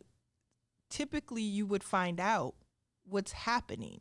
So the information that we're getting has a lot of gaps, is scant, and that is typically what's happened post the sex abuse scandal with the Chicago Public Schools, is that their way of dealing with this is to provide a very opaque statement to folks, put people on leave indefinitely, and that's it. Excuse my ignorance, but I'm going to just ask the question anyway. So you're the Chicago Teachers Union. You're the union of the teachers. Yes. And I would have hoped in a perfect world, I realize we're in Chicago, far from perfection, that the union of teachers would have some kind of open line of communication with the leaders of the public school systems at large to talk about matters like this and keep you abreast. That's what I keep telling people. Like, we're on record. When the abuse scandal broke out, we said we wanted to be a conduit to doing this right. Our members are typically the folks who are reporting the allegations to the principals or to just the authority figures. It is typically one of our members doing that. Like, those are facts. So that's number one.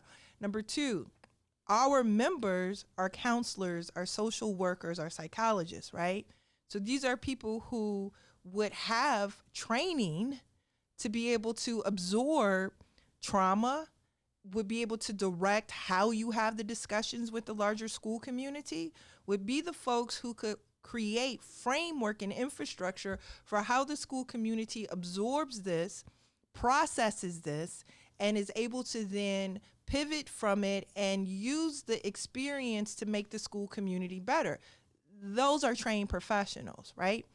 We've gotten nothing in return from them to say, yes, that makes sense. You all are stakeholders. Let's work on it. This is what happens. You see that there's like scant information coming from the Board of Education. You have a local school council saying that they would have wanted more communication. Look, I think that you can have a situation where you protect and support the victim. You have to have that. And you also have to give folks who are stakeholders in that school community, students and parents, educators, workers, the opportunity to be able to understand what they're dealing with. Look, you have students before you every day as an educator, and they obviously have questions. They obviously have trauma. They obviously have anxiety. They obviously have anger. How do we help them process this becomes the question. What tools does the school district offer us to help process it? Look, this goes even beyond the Lincoln Park situation. I have a member who just lost a student, her second student this year. She called me in tears because she's trying to figure out, look, we need more people here to help us, because even our counselor is in tears because she knew the kid, a 15-year-old kid murdered after school hours. And it was on the weekend. And they come back to school on a Monday, and this is what they're dealing with. And they don't get any assistance from central office until the end of the school day. And something ended up happening, but it wasn't immediate. It wasn't clear what was going to come next. There were not expectations built into the system where a teacher could even go to a manual and see in 24 hours, in 12 hours, in 6 hours that this would happen. So they're not just processing their own grief or whatever that triggers for them. They also have young people in front of them who are looking for an adult to help them process their grief as well. And so these are the things that are complicated in the school communities, in which CPS has got to get better about seeing us as partners in making this happen. I often feel like this relationship between CTU and CPS is like this dysfunctional marriage where children are growing up in this household and are being traumatized by the lack of productive and responsible adult relationship between the two entities. If we can't get this right with something like this, think about the adults in the building who have been victims themselves and how they're dealing with those triggers in this moment. You just have a cauldron of confusion and anxiety bubbling over in that school community, and that's not fair to anyone in that space. And to top of it all, I don't want to spend too much time on this. Nicholas Schuler, who's Inspector General of the CPS, stepped down this week amidst investigation in his own. I didn't mean to laugh with Stacy Davis Gates in the live stream. You saw it. Oh, I keep forgetting you had that damn live stream up there. That's correct. Jeanette Taylor's in the room. I'm sorry. But everybody did see that middle finger you were talking about earlier. Oh my God. We back in grade school, Jeanette Taylor. And Jeanette's here. I'm going to stick out my tongue. Yeah. All right, well, Jeanette Taylor, so we'll take a break in a little while. We're going to do a deep dive on local news, but and probably do some national news, because one thing about Jeanette Taylor, Stacy Davis Gates, you may not know this. She's an unabashed Bernie Sanders supporter. Did you know that? I did. Okay, she's not messing around. I was a Sanders delegate in 2016. I'm chair of the United Working Families Party, who endorsed Bernie on Monday. Because people have said, I think Dennis said that you were ducking and dodging on. I just made that up. Okay. Well, no, and I have been, because our union hasn't made a decision.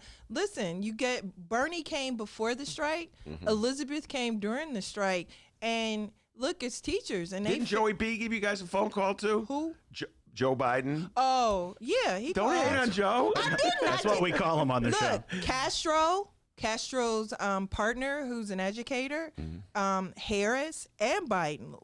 It was a universal level of support. And, within our membership, both Senator Sanders and Warren, look, she's a special education teacher. She's a woman. We have a union full of educators who are women. So there's an obvious connection there. But then you have Bernie, and just like I said, look, his bona fides are what they are and have been for a very long time. And he didn't flinch when, he came to Chicago and stood on the stage and said everything that he said. So listen, our deliberation is ongoing, to be honest with you, within our union. I think the biggest issue is what the other endorsement from Chicago could be. Bloomberg. Ah, yeah. Look, Jeanette Taylor, a huge fan of the Michael Chicago Bloomberg. Teachers Union. Just kidding. The Chicago Teachers Union endorsing Bernie Sanders is like water is wet, right? Yeah. That's just what it is. Well, all right, let me give you my Bloomberg raps and get your reaction to it. And Jeanette, you think about this as well when you come on. Everybody knows this. I'm of the Bernie persuasion. Bernie, my top three have been for the last few months: Bernie 1, Elizabeth Warren 2, Andrew Yang 3. But my attitude is, if I'm a centrist, I would be supporting Michael Bloomberg, because Michael Bloomberg's got the money to run. If you were campaign. a Republican, you would be supporting, because he is a Republican. Look, that man, listen, the bigger issue is this. The Democratic Party has a problem. You got a socialist and a Republican in a Democratic primary. Yeah. Right? You got a socialist and a Republican. And honestly, he ain't in a Democratic primary. Bloomberg is the Ross Perot of the 21st century. But he's running as a Democrat as opposed to Ross Perot. That's what he says. That's what he says. Now, look, word on the street is the people he's hiring on his team have contracts until November. I did not know that word. Well, that's the word on the street. Now, you cannot confirm words on the street, and that is the word on the street. Okay, see, now, where I'm really ill-equipped here, I'm looking around the room for someone who would know. I think there's some person in the corner who might know this answer. Like, what do you have to do? I mean, it's not just so simple to run a third-party campaign. So he's a billionaire. No, I know, but you still have to. Who is running commercials on Black radio nonstop. Like, he has two different ones, lying about public education and the other one lying about something else.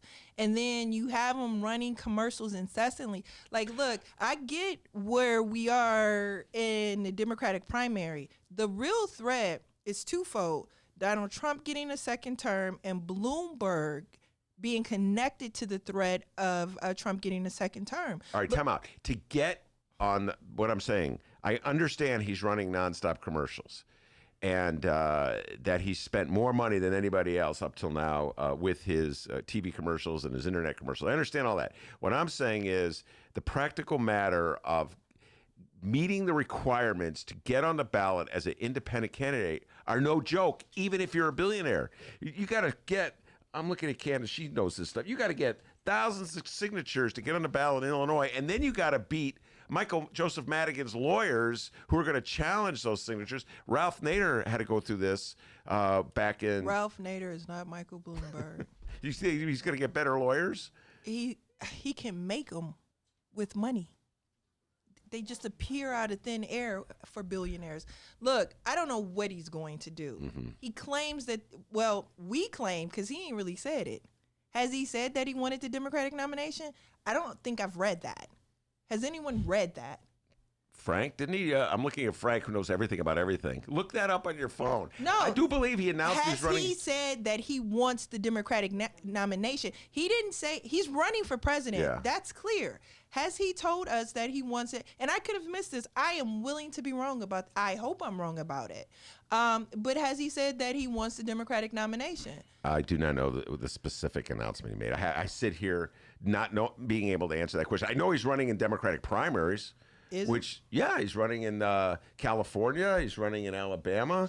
So what happens? So what happens if he doesn't win those primaries? Is it a requirement that he can't mount an independent third party? That is a great question. So this is what I'm saying. Like, you don't just decide to not run for president. Like, this is a pretty big endeavor, and so I don't know. I'm suspicious of him, is what I'm saying, and he's terrible. $6 million to fight against a lawsuit to make 5 black men whole who were children when they were falsely convicted and wrongly imprisoned, right? Wait, hold on. What's that? What did you say? He fought that lawsuit for 10 years. Oh, okay. That's right. Yes. Mm-hmm. So juxtaposed to someone like Kim Foxx, who has exonerated 80 of those men in Cook County, right? We're going the wrong way with that dude. the wrong way. And then he partnered with Joel Klein, who was the chancellor of the New York City Public Schools, to exclude and deny black children an opportunity at selective enrollment schools. He closed schools on those same black kids and then doubled down on privatization. You weaponized standardized tests, right? This is his legacy. And now he's trying to take this national. I thought we got rid of Rahm Emanuel. Well, apparently he's running for president. And also, don't forget the charter schools.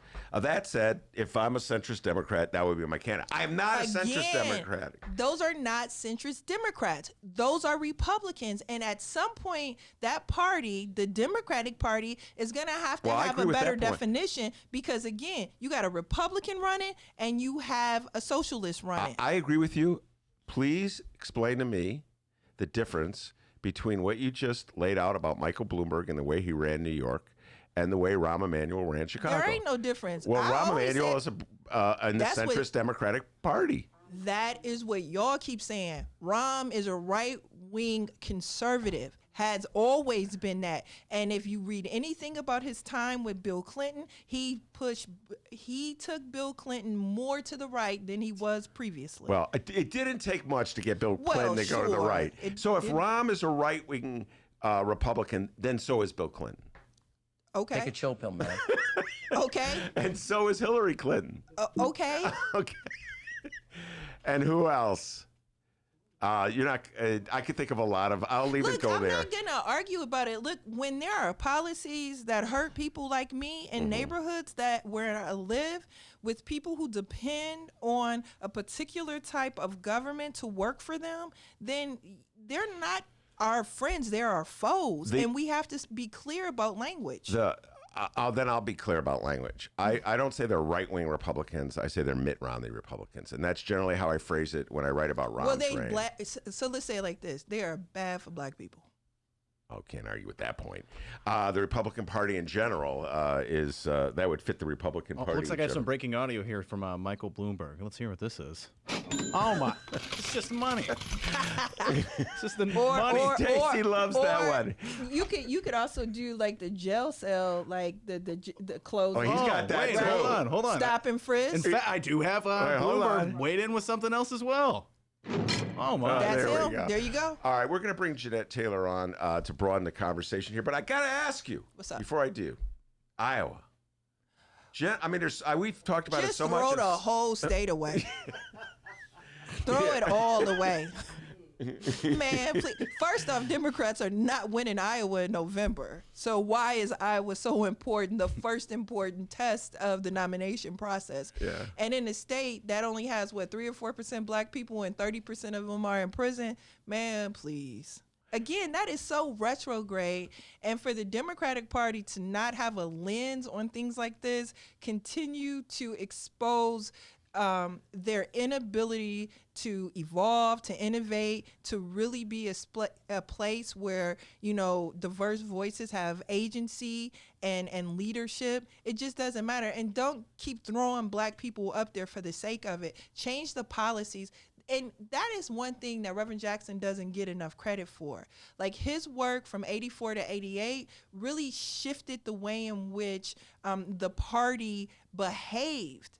And we haven't had that seismic shift in the same way since that. It's time for another. Well, you know what? It's funny you should say that. We had on the show yesterday, Del Marie Cobb. There you go. She knows about this. Who, in addition to being a huge fan and friend of Hillary Clinton, just throwing that out there, was press secretary to Jesse Jackson in 1988 when he ran for president. And she told a very compelling story, Stacy, about that moment in 1988, where many of Jesse Jackson's supporters were urging him to stay in the race, not drop out officially, and support Mike Dukakis, and demand that Jesse Jackson, be selected as vice president, as Dukakis' running mate.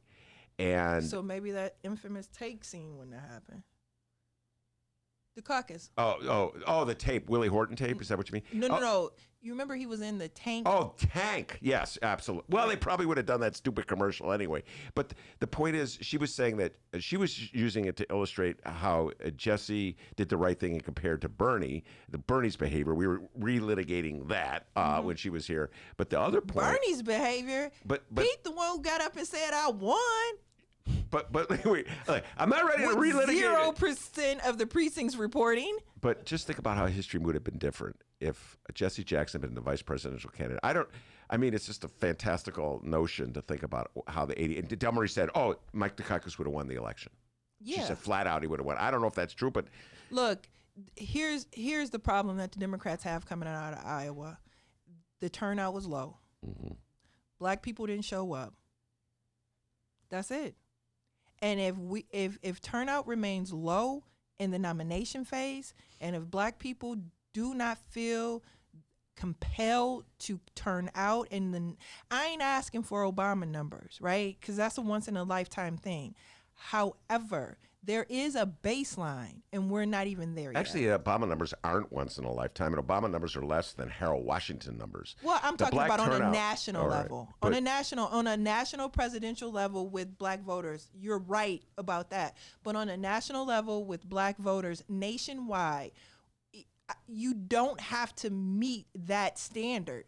And you can't be where we are today. All right, we're going to take a break, get Jeanette Taylor an opportunity to settle in, and we're going to ask when we come back, what should the Democratic Party do to get black voters involved in the presidential election? Jeanette Taylor will be joining us. Stacey Davis Gates will be here. We'll be right back.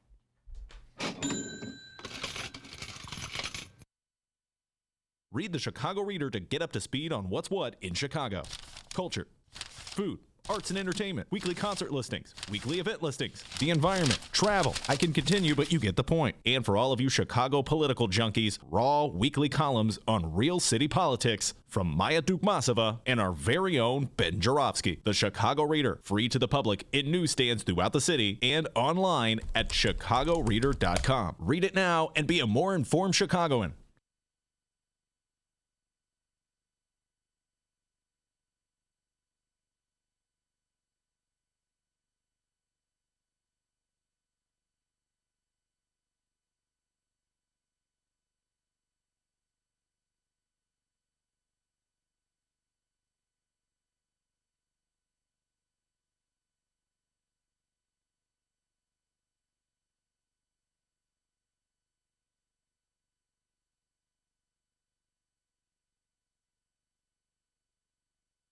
Right now available at chicago.suntimes.com and wherever else you download your favorite podcast.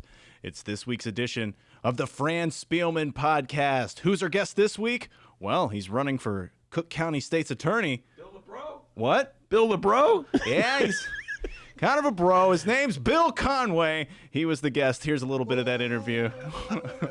The views and opinions of Stacy Davis Gates do not necessarily reflect the Ben Joravsky Show. They're saying boo ill, Bill. Oh, that's what they're saying. So we at the state's attorney's office need to spend time working our way up that supply chain to get after the gun crime epidemic that we have. Last year, the Chicago Police Department seized over 10,000 illegal guns. 4 years ago, by the way, they seized about 7,000. So if we're really going to get after that gun crime epidemic, we have to be getting after the supply that brings all these illegal guns here.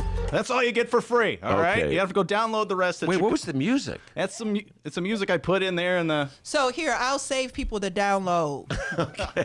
It's Stacy Davis Gates. I'll Go. save you to download. Private equity wants to buy the state's attorney's office. Private equity has a lot of stake in private prisons. Saved you to download. Let's not forget that he was part of Anita Alvarez's team, so she didn't do shit. So we don't expect him to do something. Jeanette Taylor's in the studio, ladies and gentlemen. Jeanette Taylor. Pride and Joy, the 20th Ward. You have any more of that update? Welcome back to the Ben Joravsky Show, live from the Chicago Sun-Times. All right, now, so Jeanette Taylor, thank you for stopping by. We had booked Stacy for this hour, and then I got a call from my dear friend Candace Castillo, saying, "Hey, can Jeanette come on?" I go, "Hell yeah, Jeanette can come on." So we have the two of you in the studio right now. All right, before we get to local issues, I know you want to talk about the Obama Center. and the impact it's having on your community and what you would like to do about that. You've been in the news. We've been talking about it. We talked a lot about it yesterday, as a matter of fact. Your thoughts on the conversation. I know you have strong thoughts about this, because the last time we were on the show, Jeanette, you were airing those thoughts about where the Democratic Party has to go to get black people involved. I'm saying, I'm going to differ a little bit from Stacy. I want those Barack Obama numbers. I don't, as an instinctive reaction, I want black people to feel as though the system works for them. And I feel that so much of the after effects of the Barack Obama 8 years, and disagree with me if you want, is a lot of black people said, we elected Barack Obama, nothing's really changed, now we're not going to participate anymore. And that's frightening. It's like the Stevie Wonder song, Rocket of Love. I love that. Whoa, It's just like you took me right into your rocket, you gave me a spark, and then halfway till you doing your job, you dropped me back. That's exactly what the Democratic Party is doing. That's exactly what Barack did. Yep. Wow, I'm just stunned that you would use that as and that's one of my favorite songs. Yeah, I will not sing it at this moment. I'll refrain from singing it. All right, so what should the Democratic Party do? What can they do to try to reverse this trend? Be transparent and stop lying. How many times do we elect folks over and over again, and they make all these great campaign promises, and then nothing happens? We're always left high and dry. And so I do understand folks when they say, my vote doesn't count.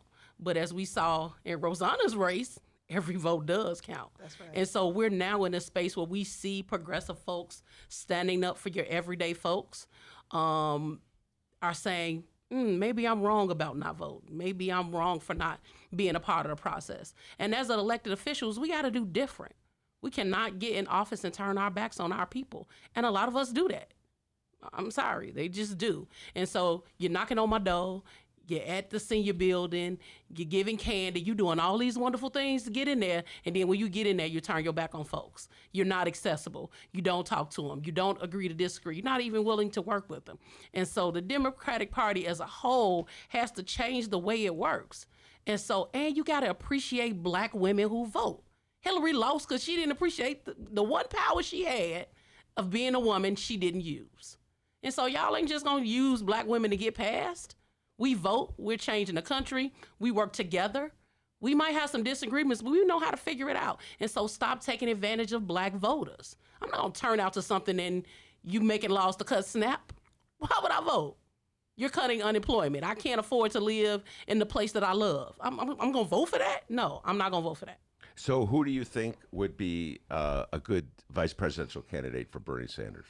Nina Turner. Tell folks about Nina Turner. What could I say about Nina? She's just some amazing sister who speaks truth to power. She's not scared of no spaces. She is probably far as the left to everybody in this room. She is just, and she's a very smart, articulate woman. And she is the person that's going to bring young people to this. And I've seen her do it. When she came into Chicago, when I was running, the amount of young people that were attracted to come see her and hear her speak was volumes, young black women. And so she has that power, and we need somebody who is with Bernie to bring in those young folks, because that's what's missing in all of these fights and all that's going on. We are not really bringing in young people like we should. Stacey, who do you think would be a good, well, you're not endorsing Jeanette Bernie. Taylor. Jeanette Taylor. That's correct. Jeanette's not ready to run for, what, if nominated, would you Well, run? if Mayor Pete can run for president, she can run for it too. I didn't say she wasn't So qualified. you're talking about I just said I don't ready. think she was ready to run for it. Yeah, There'd be a Personally, lot yeah. of people in Congress fired on their day off. Oh, no, that's not a job I want. So second to Jeanette Taylor, who would you have? I think if it's not Elizabeth, it should be Elizabeth and Bernie. I mean, if it's not Elizabeth, it should be Bernie and Elizabeth. If it's not Bernie, it should be Elizabeth and Bernie. Like, look, if we are clear, I like that. If we are clear that the threat is to our democracy, and the clown that's in the White House now is the chief of enemies, then we will unite, drop egos by the wayside, and keep it moving. Like, the one thing that I'm paying attention to was that second alignment. Like, you really can't pay attention to much in Iowa, so don't throw like tomatoes at me for saying this, right? The caveat is that we can't. If we can trust Iowa, which we probably can't, But if we could trust Iowa, Bernie came out hard in the first alignment. Like, he has who he has. It was that second alignment where voters was like looking around and not seeing a lot of folks in their camp, and then they would go to another candidate. Yeah. It's that second alignment that is a little concerning, because we want his base to grow. We want people to continue to flock to him. And so if Elizabeth has the ability to bring the rest of the folks and they like get together on that, because our democracy, our republic, because it ain't really a democracy, right? Our republic is more important, then they'll figure that out. Do you buy that? I do, all day long. I agree. I liked Elizabeth. She just wasn't to the left enough for me. And do you buy any of the, we talked a lot about this in the show since you've been here, the notions that Bernie somehow has an issue not respecting women enough? Really? The man 90 years old. Come on. Like, let's be serious. Well, you can't help him saying he's 90. I'm sorry. But this is the thing I say about people when it comes to Bernie. Which candidate has been doing the work his entire life and has not wavered or changed through the years? He is the only one. You can't talk the talk and not walk the walk, and he's done it. That's why I ain't have to think about who I was voting for. It was him. All right, let's. But let me bring this, like, connected. Jeanette's right. And I would also say this. When he talks about, like, why free post-secondary education is important, he ain't just talking in a general way. He's talking to me. How much student debt does the average black woman have? When we talk about the very demographic that is voting for Democrats, but also suffering under the load of debt that we have from our bachelor's degree, from our master's degree, from our EDD, our PhD, is black women. Like, we are at the top of that chain. Bernie, put us in the commercial, put us on the mailer, make it plain. When you are talking about it, say my name. That is the disconnect. It's simple. And that is the disconnect. When you are talking about free college, people are thinking about the kids from Occupy. And yes, that's them too. But when we're talking about why that's important, hell, I'm still paying mine off, maybe. And then my kids would be on their way to college and I'm still like peeling off to Navient. Come on. Say my name. Stacey Davis Gates is her name. I just said it. Otherwise known as SDG. Frank is cheering. He was the one at the hideout, Stacey. First question he asked was, "Why are you going to run for mayor?" That's remember? Frank. You remember that? Yeah. By the way, Jeanette, you have never seen such ducking and dodging as Stacey when she got that question. Okay? I'm sure. It's like asking her, "Who do you support, Bernie or Elizabeth?" Ben, I'm in a union. Blah blah blah. All right. Not going to tease you any more than that. I just gave you UWF. Okay, that's good enough. And I'm the board chair, as the Sun Times so clearly put out a couple of weeks ago. Yes, I did see that in my beloved bright one. All right, Jeanette, let's shift it to local news. We've been talking a lot about this. You had the press conference the other day at City Hall, and you made it clear you thought the mayor, the Obama Center, the Obamas, the University of Chicago, the powers that be in your neck of the woods dropped the ball on an agreement that would protect the interests of people in your community. Get a little more specific about this. So myself and Alderwoman Leslie Harriston introduced the CBA ordinance in July. CBA stands for? Community Benefits Agreement. So because the Obama Presidential Center was coming, they were community groups who want to get together and say, we know when gentrification happens in the community, how do you protect people who currently live in the community? And so the CBA originally was toward the Obamas, to ask the Obamas to say, hey, just like they did around the United Center. So for people who don't know, the United Center pays the difference in taxes, I think, in a 1 mile radius around it. And so we thought that we could do the exact same thing with the OPC, but was told... explain that. What do you mean, the difference in taxes? So they have a property tax freeze a mile around the United Center. I think it's a mile. And regardless, whatever the property taxes was when they were built, that's what people pay. Got it. The more they go up, the United Center pays. So and it can be transferred freeze the taxes. Right, and it can be transferred over to family, but if you sell it to somebody who's not family, you don't get the transfer. Got it. Makes sense. We thought about that the first time for the Obama Presidential Center, but was told it was a nonprofit. And the ex-president himself told me over a mega screen that he wasn't going to sign anything, because if he signs, he's going to be signing with, it'll be all type of groups just popping up. And I'm thinking, COCO is a 50-year-old organization. Who are you talking about? And so, which is how I started to run for office. And doing that run, the community did a referendum, and 98% of the people said they wanted a community benefits agreement ordinance. And so myself and Alderwoman Leslie Harriston introduced, and the city came to the table and just hasn't been transparent with me. They haven't been honest. They've literally just written their own ordinance. Which I was not told that they were going to write their own ordinance. I was told we would look at the CBA, kind of see what was legal and illegal, which nothing is illegal. They're worried about legal challenges.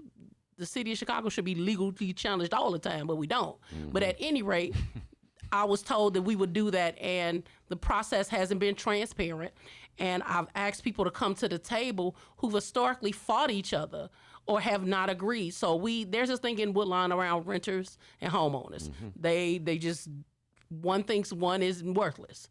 And so getting them to come to a table and try to say what we should come up with has been a sham, because they continue to come up with what they want to come up with. Well, let me just back up and let's go back to your suggestion that you follow the standard set, the model set by the United Center, mm-hmm. Okay? And I remember when the United Center was built. I remember Ernest Gates and the negotiations mm-hmm. between Reinsdorf and Wirtz and the community, and they're very proud of that benefits agreement. All right, the peanut vendors didn't do so well with the agreement, but that's a whole other story. So the Obama Center's official position, let me make sure I understand this, is that they can't afford to pay the difference between the property tax that a person would pay at this current assessment and what they would have to pay if the assessments rose? Yep, because they're a nonprofit. Yep, that's what we were told. Because remember, the ultimate goal of this is to protect the class of people who currently live in there. So that's just not renters, that's homeowners, that's seniors, that's everybody who currently lives there. We know anytime there's investment in the Black and brown community, low income and working families are the first to be pushed out. You saw it in Pilsen, you saw it in Little Village, you seeing it with the 606.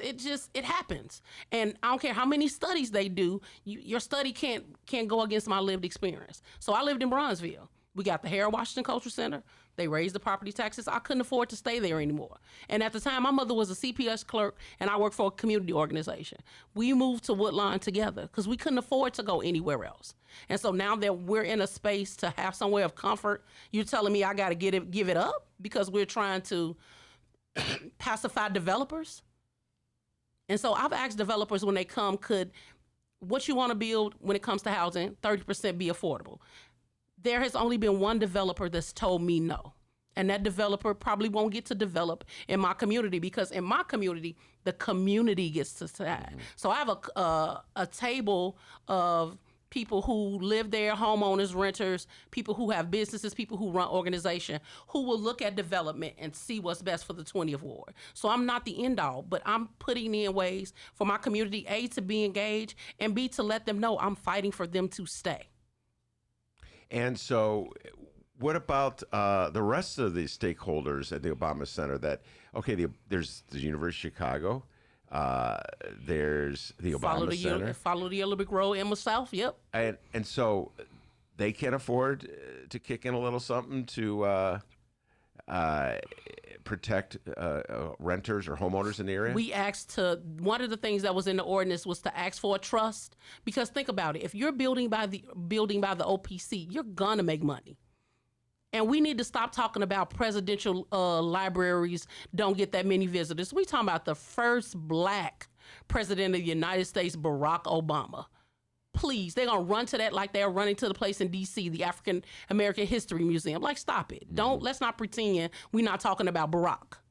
So people are going to go. And the thought that now you want to invest in our community, you should pay. And so we wanted people to pay into a trust to help protect people. So to help folks with their property taxes, to help folks if they needed to get a roof, to offset some of the costs. When it comes to subsidies, think about if I have a voucher that's worth $1,500 and that's what my rent is. Now landlords can raise it to $2,000 and expect this renter who hadn't paid rent because they can't afford it to pay $500. So you're creating gentrification at a pace that's ridiculous.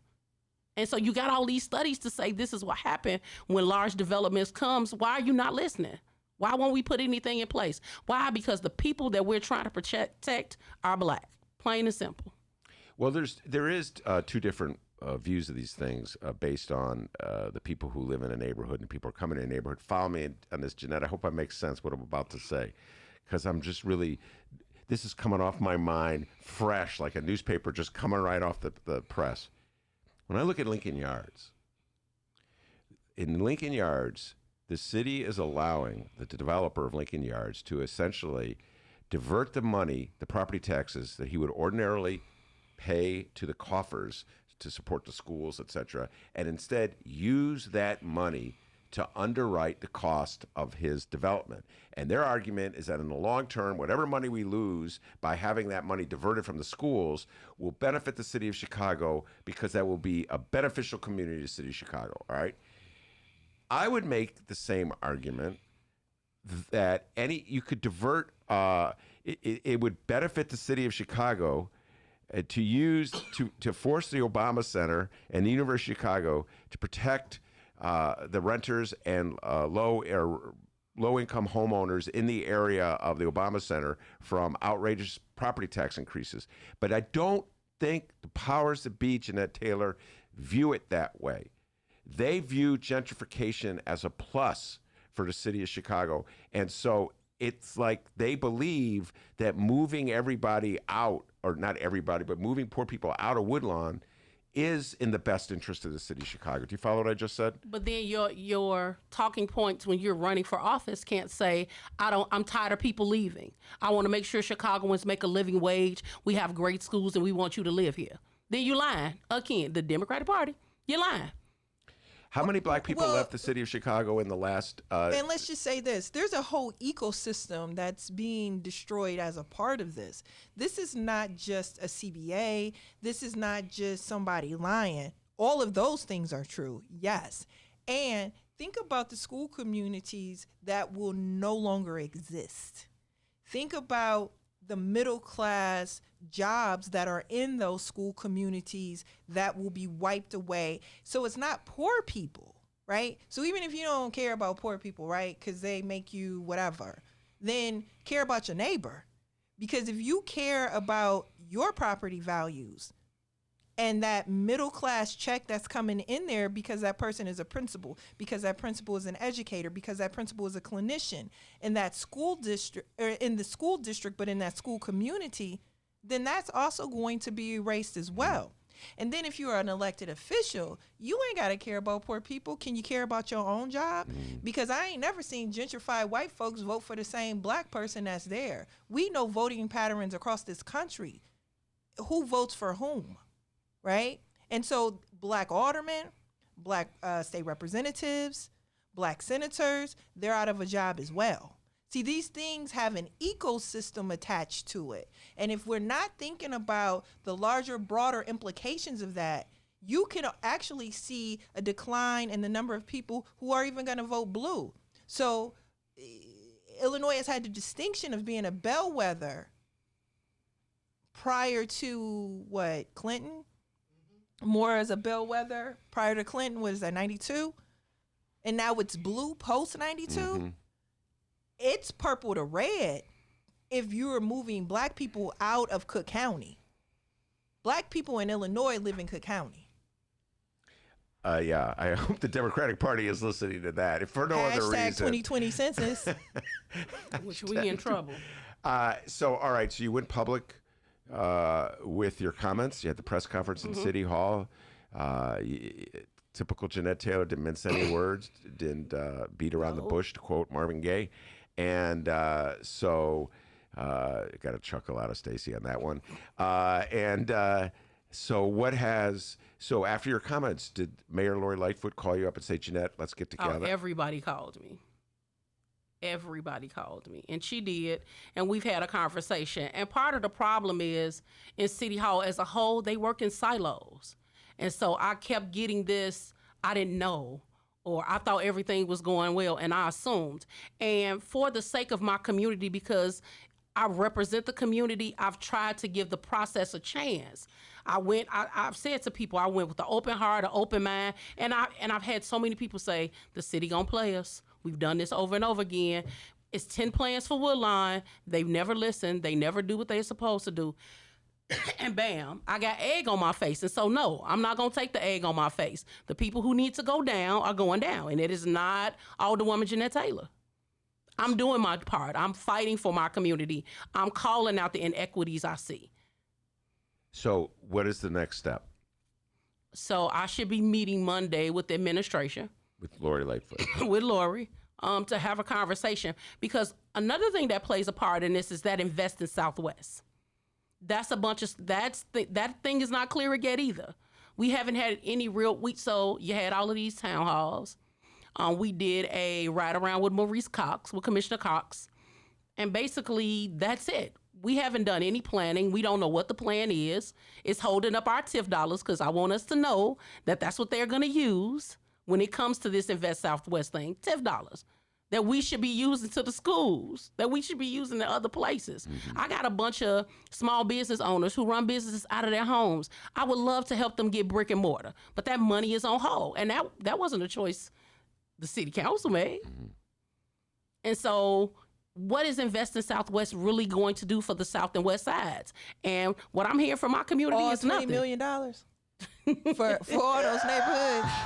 Like, so each community to get $1. $1.50. You mentioned TIFs. You know, like once you mentioned TIFs, I'll get going on TIFs for a long time.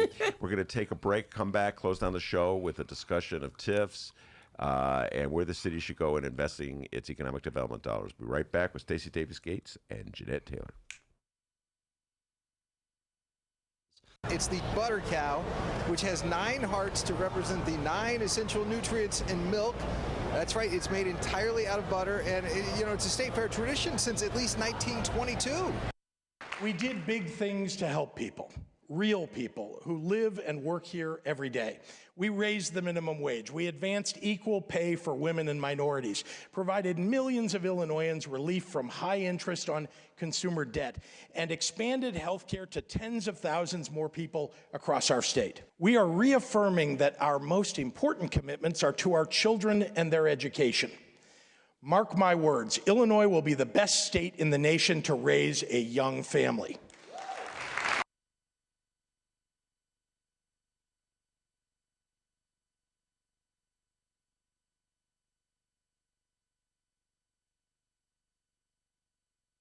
In your ad, when you say, I made mistakes, and I just want to go back to what Eric was saying, the mistake was lack of communication. Does that mean if this case went through the system exactly the way it did before, you would have gone with 16, you would have gotten a 16-count indictment and then dropped charges? You still think that was the appropriate response to this case?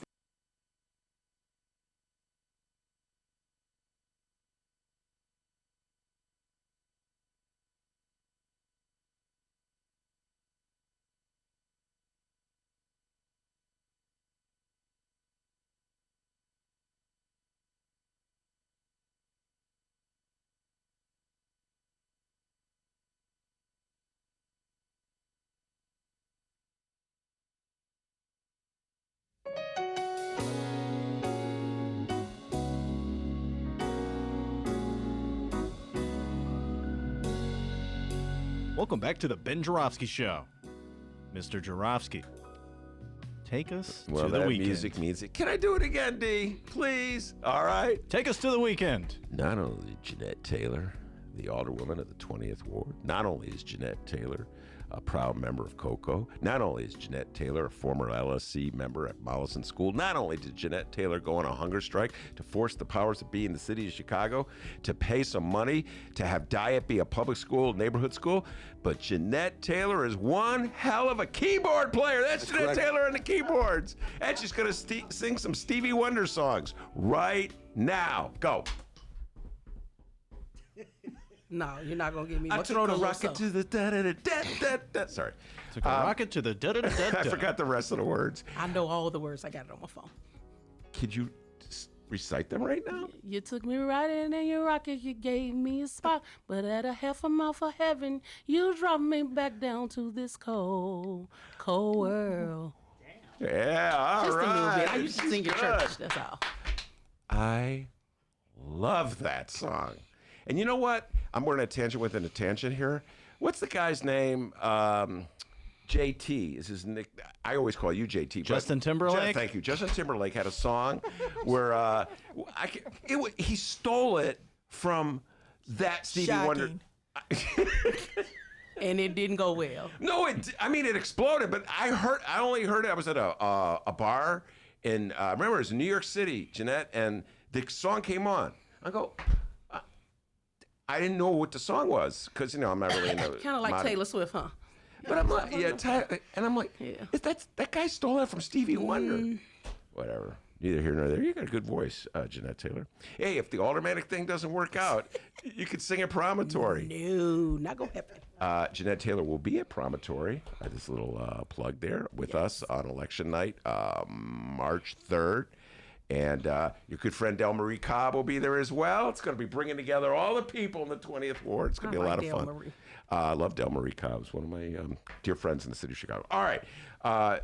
Jeanette and Stacy, this week, Mayor Lightfoot released her TIF reform plan. And I've got many feelings on that, but I'd like to hear your thoughts. I don't know who wants to go first. All right, Stacy, the inner high school teacher in her has assigned you the role of going first, Jeanette Taylor. So your thoughts on Mayor Lori Lightfoot's TIF reform plan? How about I wasn't blessed enough to see it? Haven't seen it. That's the biggest problem with the disconnect. Did you get email, Candace? Because I didn't. Ain't seen it. Don't know. So you read about it in the newspaper like I did? Like everybody else. But it's something you expect me to vote on. It's the disrespect. I'm elected. I'm not appointed. I knocked over 80% of my ward myself. When it was cold, when I lost my mother. I worked very hard to be here and to not be respected, but you want the same respect. And so it's why people like you angry. I'm mad as hell. Because how could we ever get this city a place where everybody could live when we don't even communicate? We're not even talking. We're not even working together. And so I walked in on the part where Stacy said CPS and CTU are like two divorced parents and the children that are in the middle. Because we work in silos. That's the absolute truth. And as an organizer, it's our responsibility to change it. And so there are some people that I can't stand, that I got to work with for my community and for my young people, period. Get over it. Swallow your pride.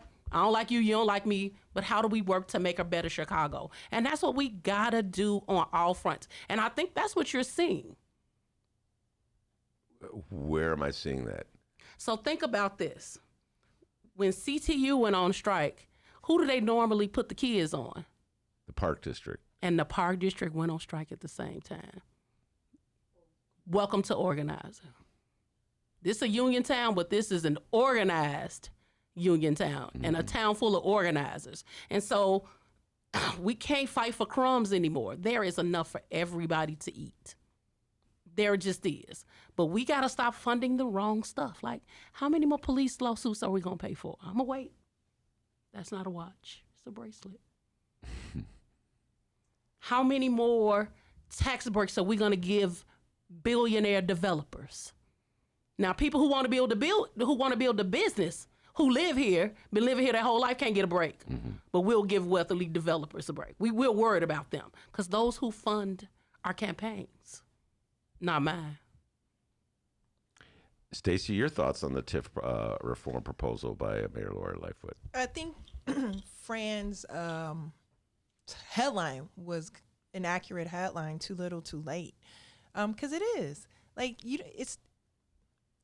we're so past the point of TIF being enough for the South Side and the West Side of the city until it's not even funny. right? You need a capital plan. You need a Marshall Plan. You need a Great Society like program to figure that out. Like infrastructure that reaches every aspect of living for the residents in those spaces. And you can't do it without the people who are already there. That is the bottom line. Look, these press releases about do you know what $20 million gets you? Like, I want to keep this like on the one. You got to drive into Garfield Park. You have to drive through Roseland. I go to all of these places because we have school communities in Outgale Gardens. Like, there's a school community everywhere in the city. So I get to see where resources are allocated and where infrastructure is being built. I get to see those things. And it should not take Black aldermen putting muzzles on their mouths to get $20 million, right? We need a plan, a real plan. When you have destroyed, when you have neglected, when there is nothing there, you have to do something drastic. And piecemealing and begging a bank and redirecting 2 or 3 tips, that is not a solution. And, you know, I think what's most insulting, the city of Chicago under Mayor Lightfoot is fighting a case by community groups right now about how TIF is done in the city as it relates to Lincoln Yards. Ask Amisha about that. They are literally fighting a case while at the same time saying, we're going to do this better. Left side of the mouth, right side of the mouth at the same time.